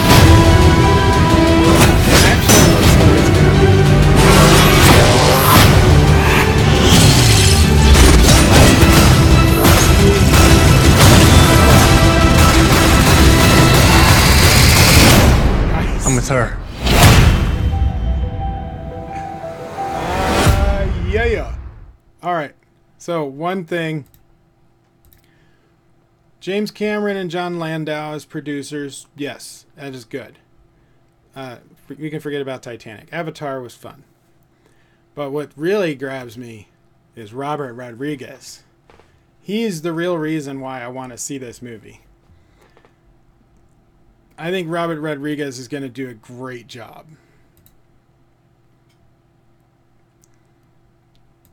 I like him. He was in Deadpool. He's got a good... He's a very nice guy when you see interviews with him, but he's got the face and the stature of a good villain. So I think he will do a good job. Some people were saying that they didn't like her eyes, because they were too big. But this movie feels like a live-action anime. And so it makes sense that her eyes would look a bit bigger. They're going along with that kind of aesthetic. Plus, she's a robot. She's not human. If you make her look human, then it can be a little bit confusing. I think it's better if you keep her looking a little bit fantastical, but still human enough that you can have an emotional attachment to her. But I want her to be an android, a feeling robot. I think she looks good. Plus, I really like him. Oh my god, I can't remember his name. From Inglourious Bastards and all that stuff. Now this, I like that this wall. What is this wall? It looks like it's cloud. Looks like a cloud. So it's like a force field of some kind. It looks really cool. I mean, the world building in this is great, and it is set up very much like an anime mixed with Fifth Element. Like I see a lot of Fifth Element kind of style to the grungy, futuristic feel to things. The city looks like it's fallen apart, but it's still there. Now, the action is really what's going to sell this movie because they're filming it right. And again, that's why I'm excited for Robert Rodriguez. He knows how to film an action sequence. If you watch, even in his earliest movies with, you know, Desperado and what was the one right before his first movie, El Mariachi. You know, he did that with like $7,000. But the action still always looked good because he does wide shots. He pulls the camera back. You get to see the sequence. You have longer cuts. You don't have shaky cam. Everything that I preach against, shaky cam, close-ups, and quick cuts, he does not do. So I'm going to be really excited to see what he does with the action. Like you can see right there, full... You have both people in screen from knee up. You know, all of the hits are happening in frame. Long cuts, long edits to it. Now, it helps that they're both CG characters, so you can do a lot more with that. But it still looks really good. Boom. The CGI looks great.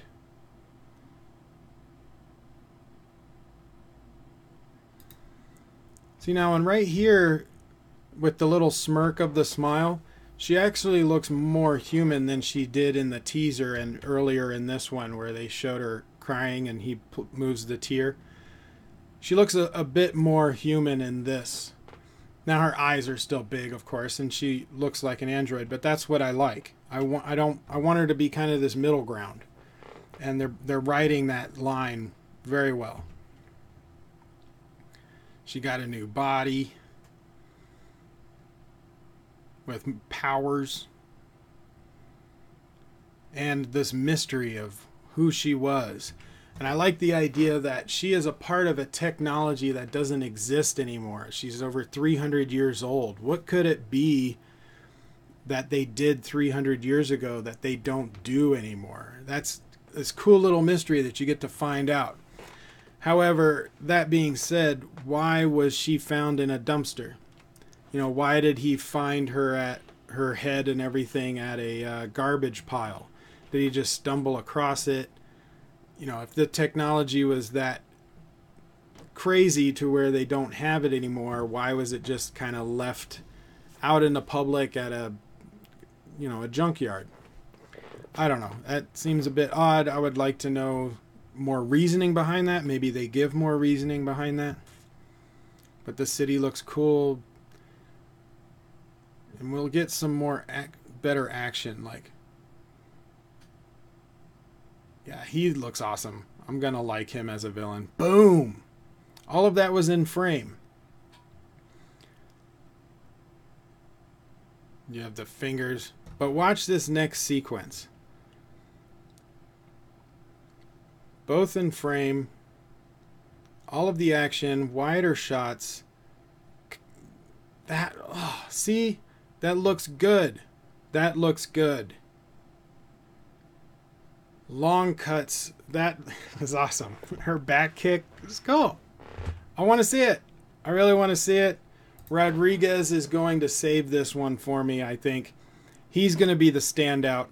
It is based on a manga. That's why it has the anime feel to it.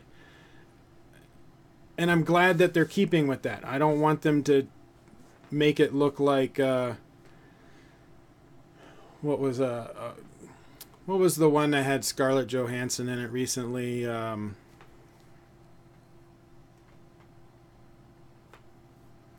Anyway, I don't want it to look like that. So I want to see it, but let me know what you guys think. Comment below. Let me know. The story of Alita seems good. I didn't even know about that movie. I'm out of the loop. Yeah, Sin City was good. Robert Rodriguez does good movies. I like most of his movies. Christoph Waltz, thank you. Yes, I like Christoph Waltz. He was amazing in Inglourious Bastards. But he's good in most of the stuff he does, so I'm excited that he's in it. I think he would play that character very well.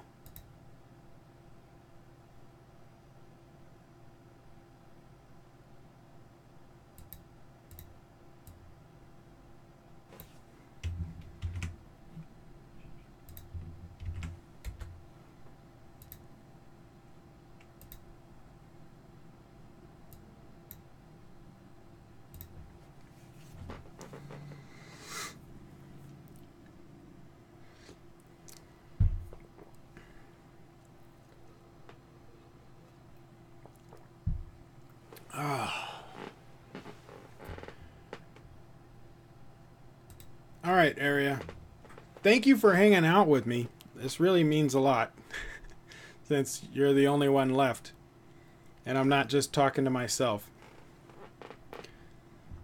It makes doing these reactions a bit better when I got someone to bounce ideas off of.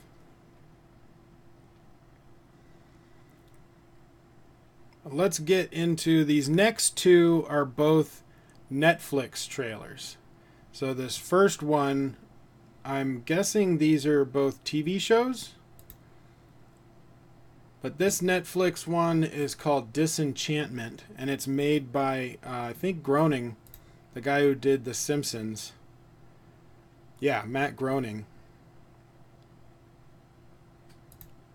Simpsons and Futurama. So I got high hopes for it. I want it to be good. I want it to be Futurama level good. Because I like Futurama more than I like Simpsons. But let's check out Disenchantment and we'll see. I mean, if Netflix is giving him a lot of money, maybe he'll be able to do something good with it. Your presence is requested at the royal wedding of Prince Gisbert of Bentwood and Princess Bean. Do you take this man to be your husband? No! Oh my god. This is a bad time to be coming down off of that high. That is so awesome. So how'd it go? I want to be in charge of my own destiny. I want to see the outside world. I want to get rid of all the diseases plaguing mankind and replace them with worse ones. Bean, you're out of control. I don't even know what to yell at you. I'm not so bad. Well, you did kill that one guy. I'd be fine if someone could just slide my head up a bit. Isn't there a point in everyone's life where they need to go and figure out who they are? Whew, I'm a good butcher. This is a pet shop. Woohoo! What's this feeling I don't want to drink away? That's hope. I've got a bad idea! What's bad about it? Oh, never mind, I see!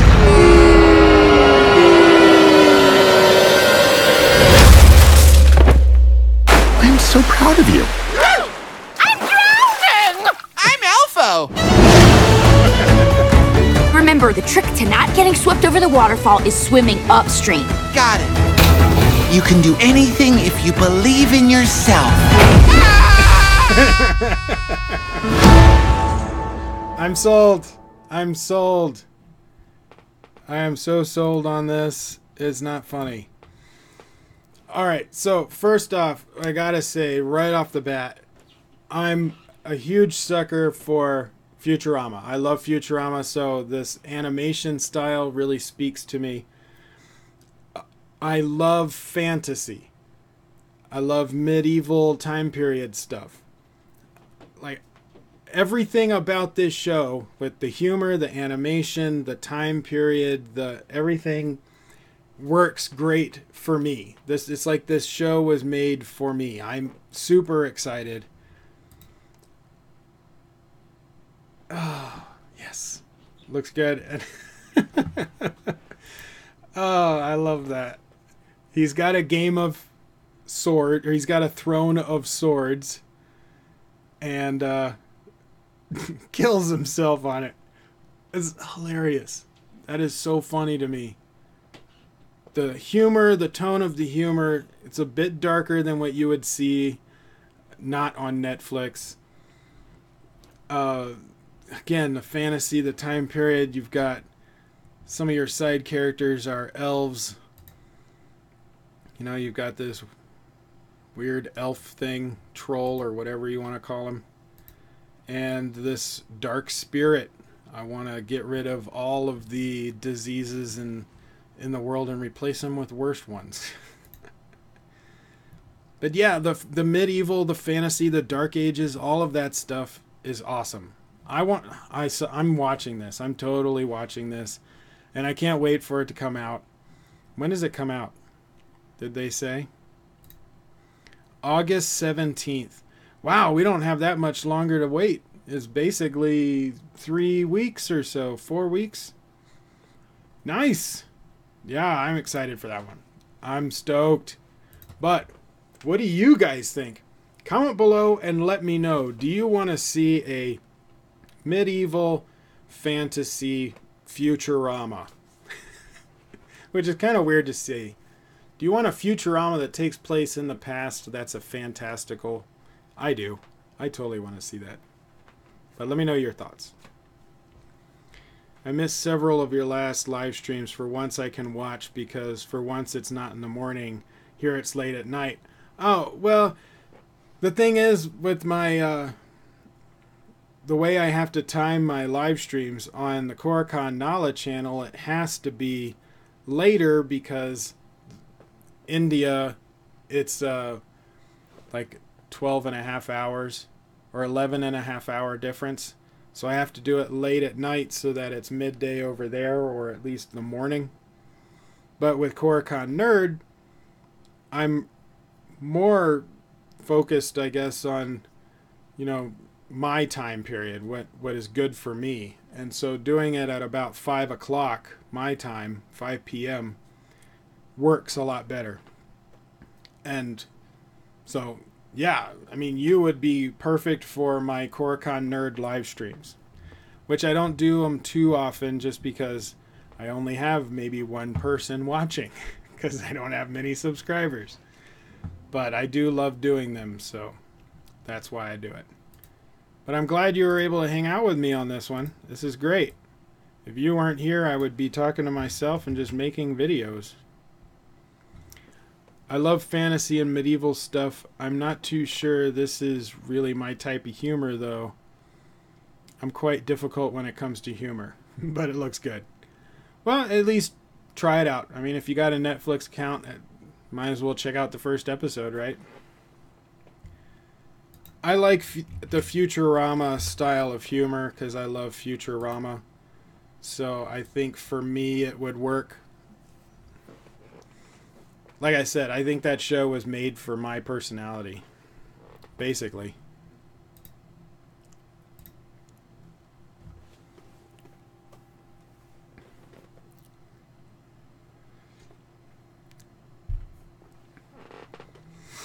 Alright, let's get into this next one. The second Netflix show that we'll be checking out is called The Dragon Prince. This is just a teaser. But, yeah. Let's see, what does it say? Two human princes forge an unlikely bond with an elfin assassin sent to kill them, embarking on an epic quest to bring peace to their warring lands. All episodes of The Dragon Prince streamed September 14th. So this will come out a month after the other one.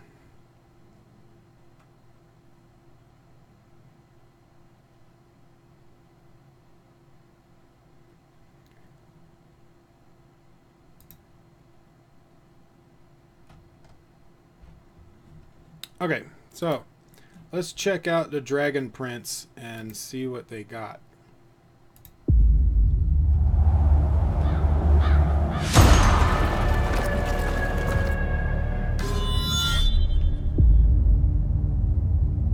Oh, they got the guys that did Avatar to do this. We already got one. This may be the end. Jelly tart? Oh, this looks good.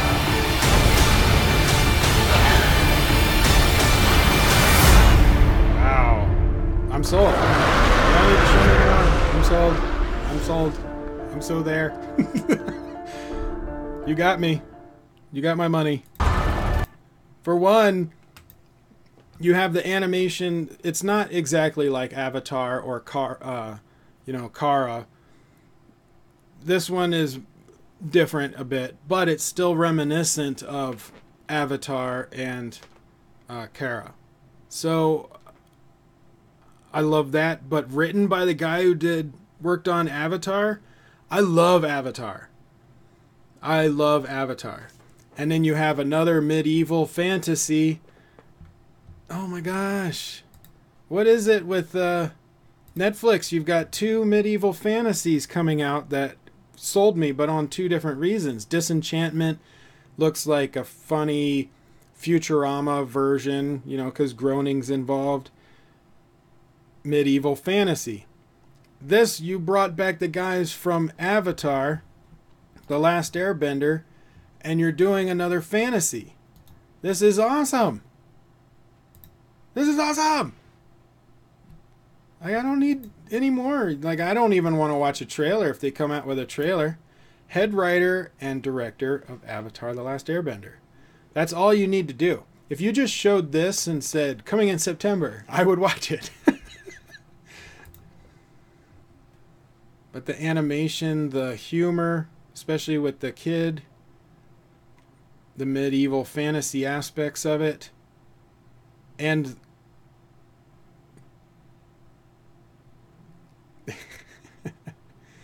and the action. Look at the action. Looks great. And it doesn't feel like it's an Avatar ripoff, like he's just recycling ideas. Oh, that looks cool. The Dragon Prince. Yeah! Alright, I'm stoked for this. I don't really have much more to add. I mean, it's a teaser. They didn't give us too much. But like it said in the description, the 2 princes, you got a war, it's medieval, you got the kid, you got cute animals, monsters. I'm there. Magic. It's all good. I'm sold. Totally sold. Don't need anything else. If a trailer comes out, I'm not watching it, because I'm just going to watch the show when it comes out in September. Disenchantment and this. Totally different tones and feels, but both fantasies, medieval type era. I'm watching it. But what do you guys think? Comment below. Let me know. What do you think, Area? What do you think of the Dragon Prince? Would you watch this before you saw Disenchantment? Since you love fantasy and medieval stuff, this one would have a different kind of humor. It would be more like Avatar. More than the kind of slapstick humor that Futurama would have in Disenchantment.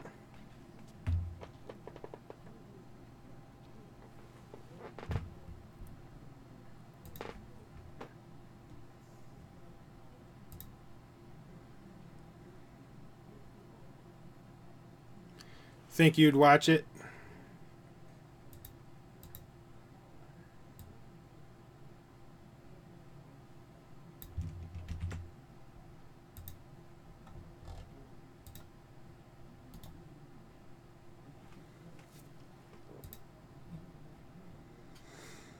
I am totally watching it.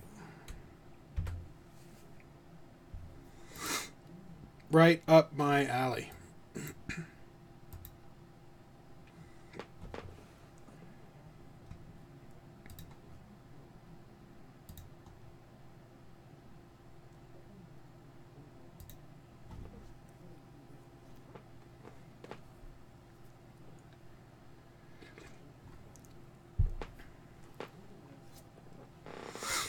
Alright, only got a couple more. This one I want to do because I loved the first season, and I want this to be good, because I want them to continue doing it.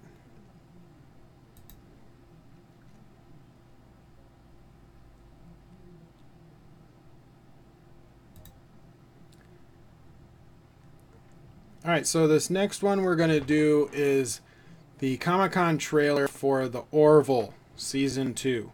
Now, I liked the first season. It took me a few episodes to get into it, but I kind of just kept watching it because I like McFarlane, and I wanted it to be good. I liked the idea of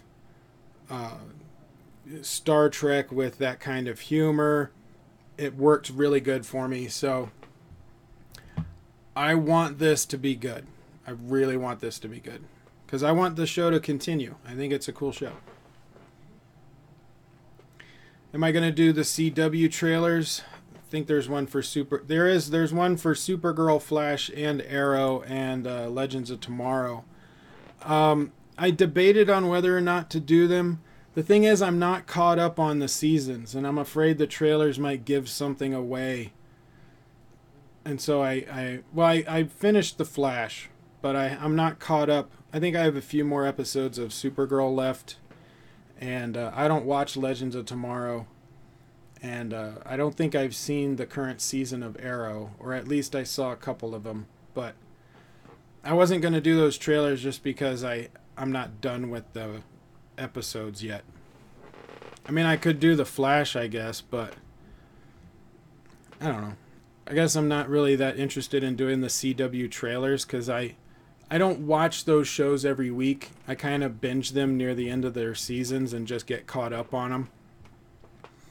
And I don't want anything ruined for me. But I am going to check them out. I'm just not going to do a reaction for it on the live stream because I got this one and then 2 others I wanted to do, and then that's where I'm going to end it since we've been going on for 2 hours already. But let's check out the ORVILLE, and we'll see what they got for us. Get us out of here now.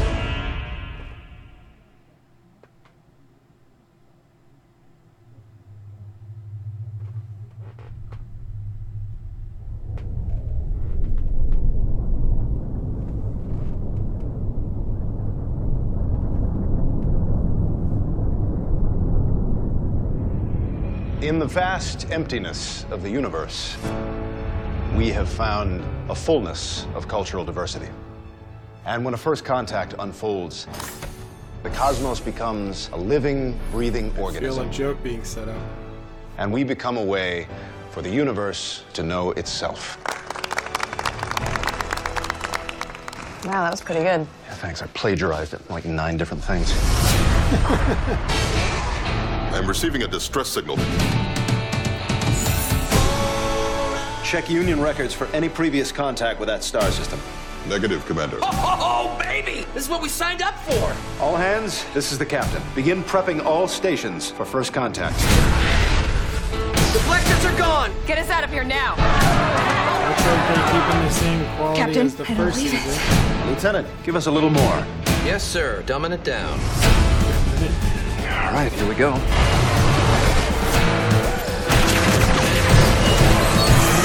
Increased a bit on the action, though. Man, this is bitchin'. Look at that. We'll come back. You have my word. Fortis, I thought it might be fun to do, like, a joint party. Is this an order? No. Then I do not wish to have a joint party. Why not? I prefer my birthday to be my day. He's afraid he's gonna get less stuff. I am not afraid. Gordon, take a shuttle and find the captain. Aye, Commander. Don't do this. Let's go. We are not your prisoners. We have 24 hours. All I ever wanted was for you to be proud of me. I am capable of causing you great pain. Yeah, this looks like it's gonna be a fun season too. Nothing too surprising. The planet's though. breakup is accelerating. Just a continuation of Hope this what works. I fell in love It'll with work. in the first season. I think it'll work. Take a message back to your people. Sweetness. On behalf of the Planetary Union, welcome to the galaxy.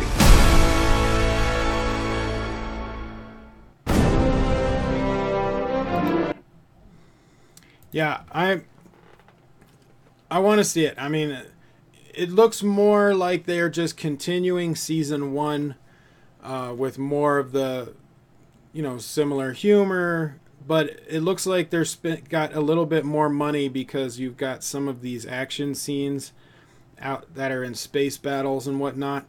So it looks like they got a slightly bigger budget, but it's really the stories of the characters. That's part of the reason why everybody loved Star Trek, is it's more about the characters than it is the space battles. And so Orville is really following that kind of same guideline of make it more about the characters than the space battles. And so that's why I loved the first season. And now again, it did take me a few episodes to get to like the characters, but once I was in there, then I was sold for the rest of the season. And so I'm excited for the next season. I'm glad that Fox didn't cancel it like they cancel so many things. So yeah, I'm happy. I want to see the next season. You didn't know about this series? Yeah, it kind of, I wouldn't say it flew under the radar, but I don't think it was like, it's not like a CW show or anything that got a huge amount of attention or marketing. So it's, but I like it. I think it's a good show. If you're a fan of Star Trek and that kind of format, but you also like the humor, then I think you would love the show. Because it does feel like Star Trek The Next Generation with more humor involved. And that's what I liked about the show, is it's like getting a new Star Trek show without having to pay for it. Pay for access to the CBS online thing, which I refused to pay for. So I didn't get to see the new Star Trek show. I'd rather watch the Orville. But if you're interested, Area, you should go ahead and check out the first, the first episode of the first season, just to get an idea of whether or not you would like the humor or not. But really, the overall part of the show that makes it interesting is really the characters. Just like in Star Trek.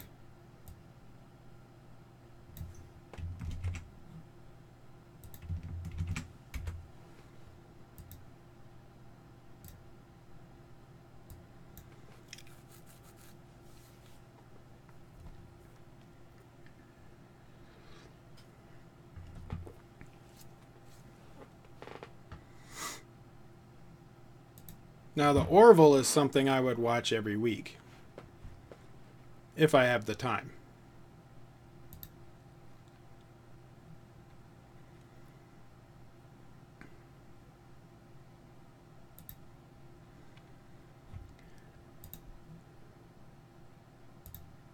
Alright, so these last two trailers are both going to be on the SYFY Channel, which sci-fi can be give or take. Some things are good, some things not so good.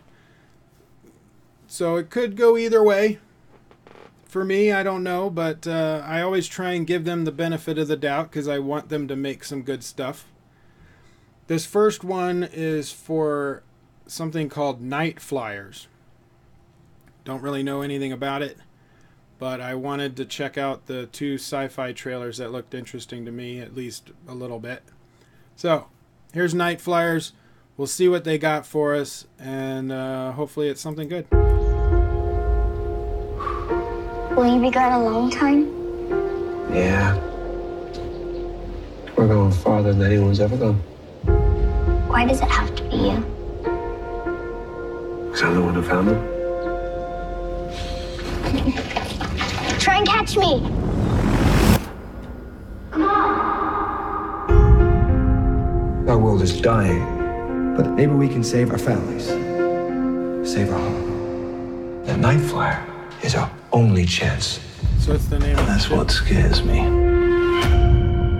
Ready to break orbit. Systems ready, sir. Waited my whole life for this.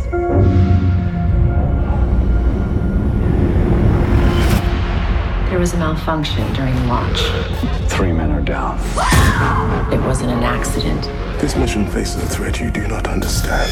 That was no malfunction. It wanted me. Shut it down. I can't get control back. Our friends are dying. There is something wrong with this ship. From the mind of George R. Martin. Black inside my mind, heartbeats out of time. There was something. Lost and out of place. It was alive. Time is paralyzed, but I'm wide awake. Don't move. Oh, Daddy? very much like Silence in the This is a warning. taking hold of me. Do not bring the Night Flyer back to Earth. Closing Or we're gonna die up here.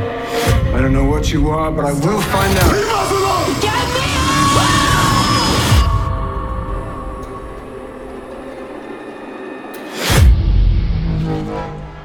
So this is Event Horizon. I mean, that's not to the extreme of like the ship was in, you know, went to the other side where hell was kind of thing. But they're imagining things. Some of the aesthetics even look like something out of Event Horizon. For one, the girl standing in the hallway.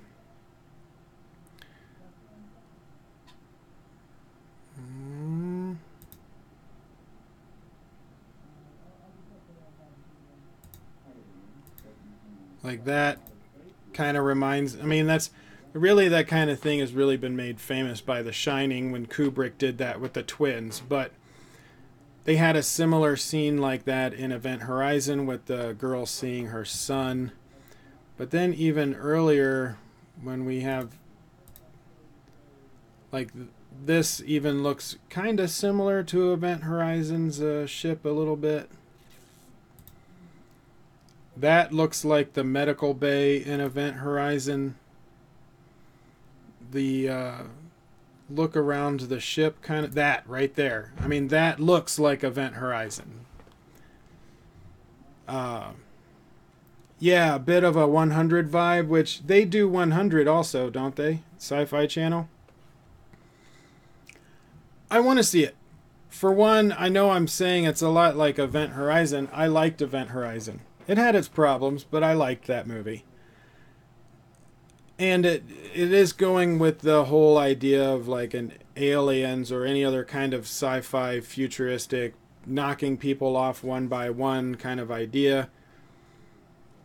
And I'm hoping they've got some more sci-fi elements in there. They've got some wiggle room where they could introduce some more, you know, some more stuff in the story that would be nice and surprising. They have that leeway. I don't know if they'll utilize it, but they have the room to do that. And it could make the season really good if they utilize some of that. So it is something I would check out, but I don't know if it's something that I'm going to be watching since day one. It may be one of those shows that I end up binging later on, but we'll see. It looks interesting to me, just not interesting enough to be like, oh, I can't wait for episode 1. It's more of like, I'll check it out later. Oh, the 100 is on CW. That's right. I'm sorry. Yeah, I had a friend that told me to watch that, and I never got to it.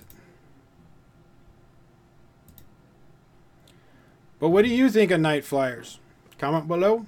Let me know.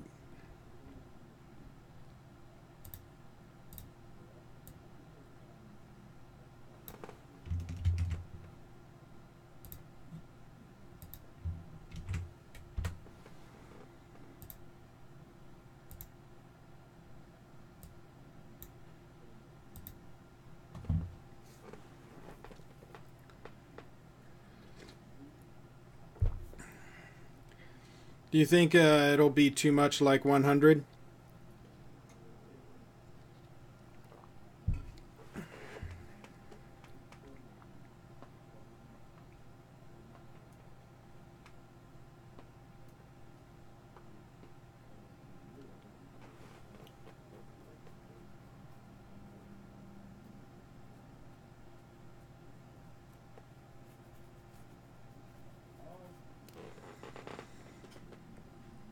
All right. It looks different enough? Okay. I mean, it does, 100 looks more like the post-apocalyptic on-Earth thing. This is more of in space. And like I said, very much like Event Horizon. All right, so our last trailer for tonight, and it is the other sci-fi trailer for something called Deadly Class. From what I understand, it takes, well, like the first scene right here, first frame, San Francisco, 1987. So we know exactly where we are with it, and it's called Deadly Class. So let's check it out. I don't believe in God, but I'm a hypocrite. Most nights I pray. I pray for a way out. Away from another institution. Away from another cage. When was the last time I felt like I belonged anywhere? What are you waiting for? Jesus Christ. Sorry. It's kind of a private moment. Marcus, Russo brothers. you satisfied with your life? What if I told you there's a home for people like you? A school where you'll be surrounded by your peers to master the deadly arts. Like an assassin. Jesus!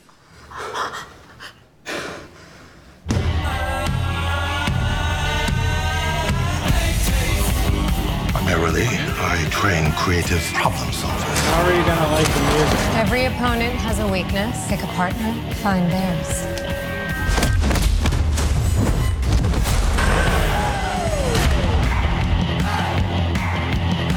We're at the bottom of the food chain. No affiliation. I'm offering you a chance to harness that fire inside you. Maybe this is as close to normal as kids like us get. Hey, Rawlings. Welcome to King's Dominion. Henry Rollins.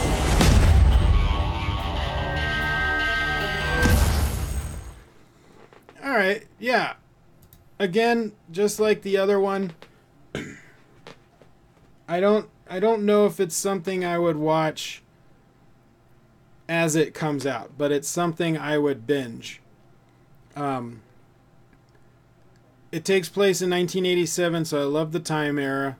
I'm really happy with the music that'll be playing. I like all of that. The going to school and being an assassin, that's pretty cool. I also like that they've got the actor that was in Doctor Strange, that played Wong. I love Wong, so I like him. Henry Rollins is in it somehow. The only concern I have is that it's going to turn into, a high school drama BS show, like Dawson's Creek or... I don't know. I don't want it to dive and turn into this, just BS stupid drama that people are creating for themselves and then they have some action scenes in there. I want it to be good. So I'm hesitant. Whenever you have high school or a bunch of teenagers together, or so-called teenagers, because they're actually all in their 20s,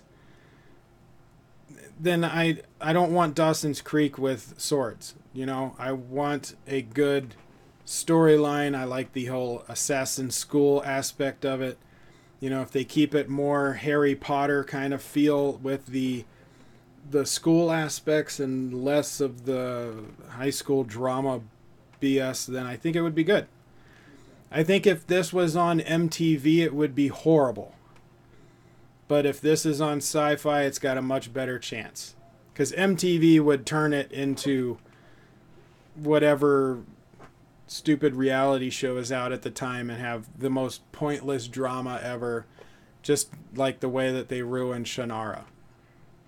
So I'm glad MTV doesn't have a hand in it.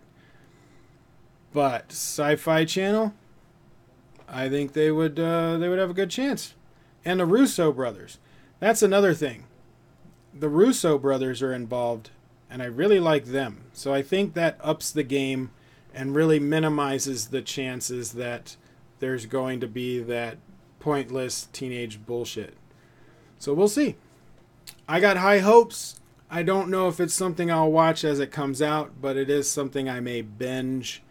Or if I have some free time and I'm looking for something to watch while I eat dinner, I might check it out. But that's kind of where I stand.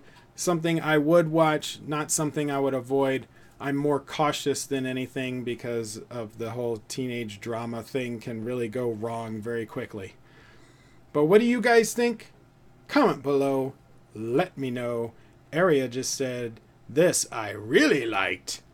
So she's in there. I heard they're thinking of making a Dawson's Creek reboot. I wouldn't be surprised. I'm not watching it. Put it on MTV. They've got enough crap over there. Just keep all of the crap onto one station so that I don't have to watch it.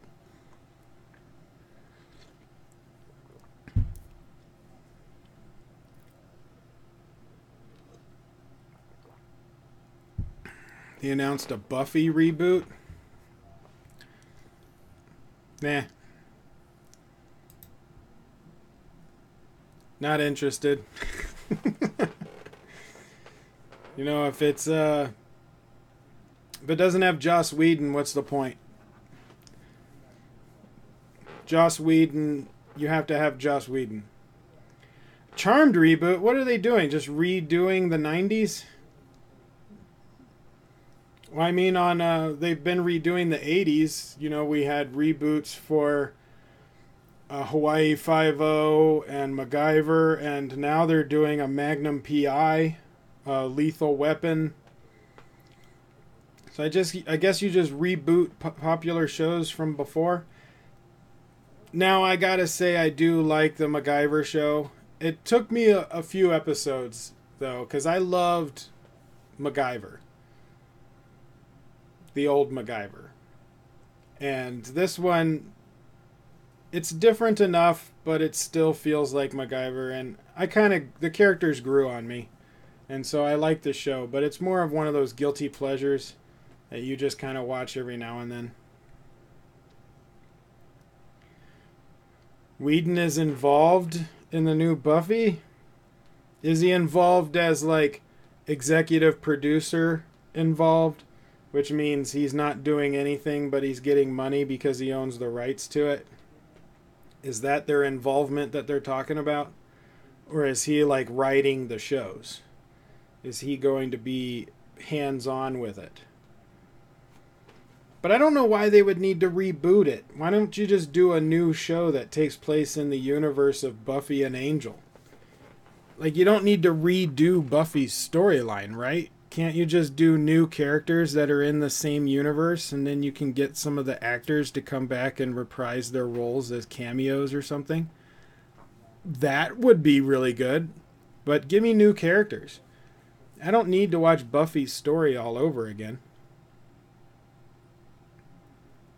So that's what I would tell Joss Whedon. Don't reboot Buffy. Just make another show and put it in Buffy's universe. Because Angel was good. Buffy and Angel, those were both good shows. They had bad episodes, but they were good shows. Just keep that going.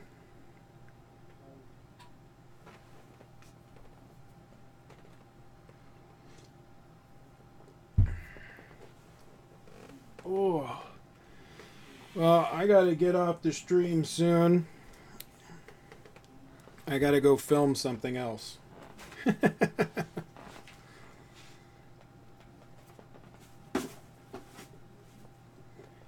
Yeah, just have a new Slayer or another character. Just continue the be in the same universe. Just don't reboot it. I don't see the point in the rebooting. Plus, if you keep it in the same universe and it's just another show with new characters, you could get cool cameos. You know, have Angel come back for a cameo, or Buffy come back for a cameo. Put Buffy in the first episode of her training the new person. I don't know. But I don't think they need to reboot it. Well, I would say thank you everyone for joining me on this stream, but it's really thank you Area for hanging out with me. Thank you Street Level Critic for sticking around for as long as you could. Thank you Ashwin for hanging out for a bit. But thank you Area. You're awesome. I appreciate you. You're cool as hell. So thanks for sticking around. But I gotta go log off now and film something else. But I can't tell you about that yet. I'll tell you when I can. But thanks for hanging out. I appreciate y'all. If you're watching this after the fact, and I will be cutting out the reaction parts at some point when I get some time. Maybe work on that tonight. I don't know. We'll see. But stay tuned. Thanks. And go to bed, Area. Have a good night. Sleep tight. Don't let the bed bugs bite and stuff. All right.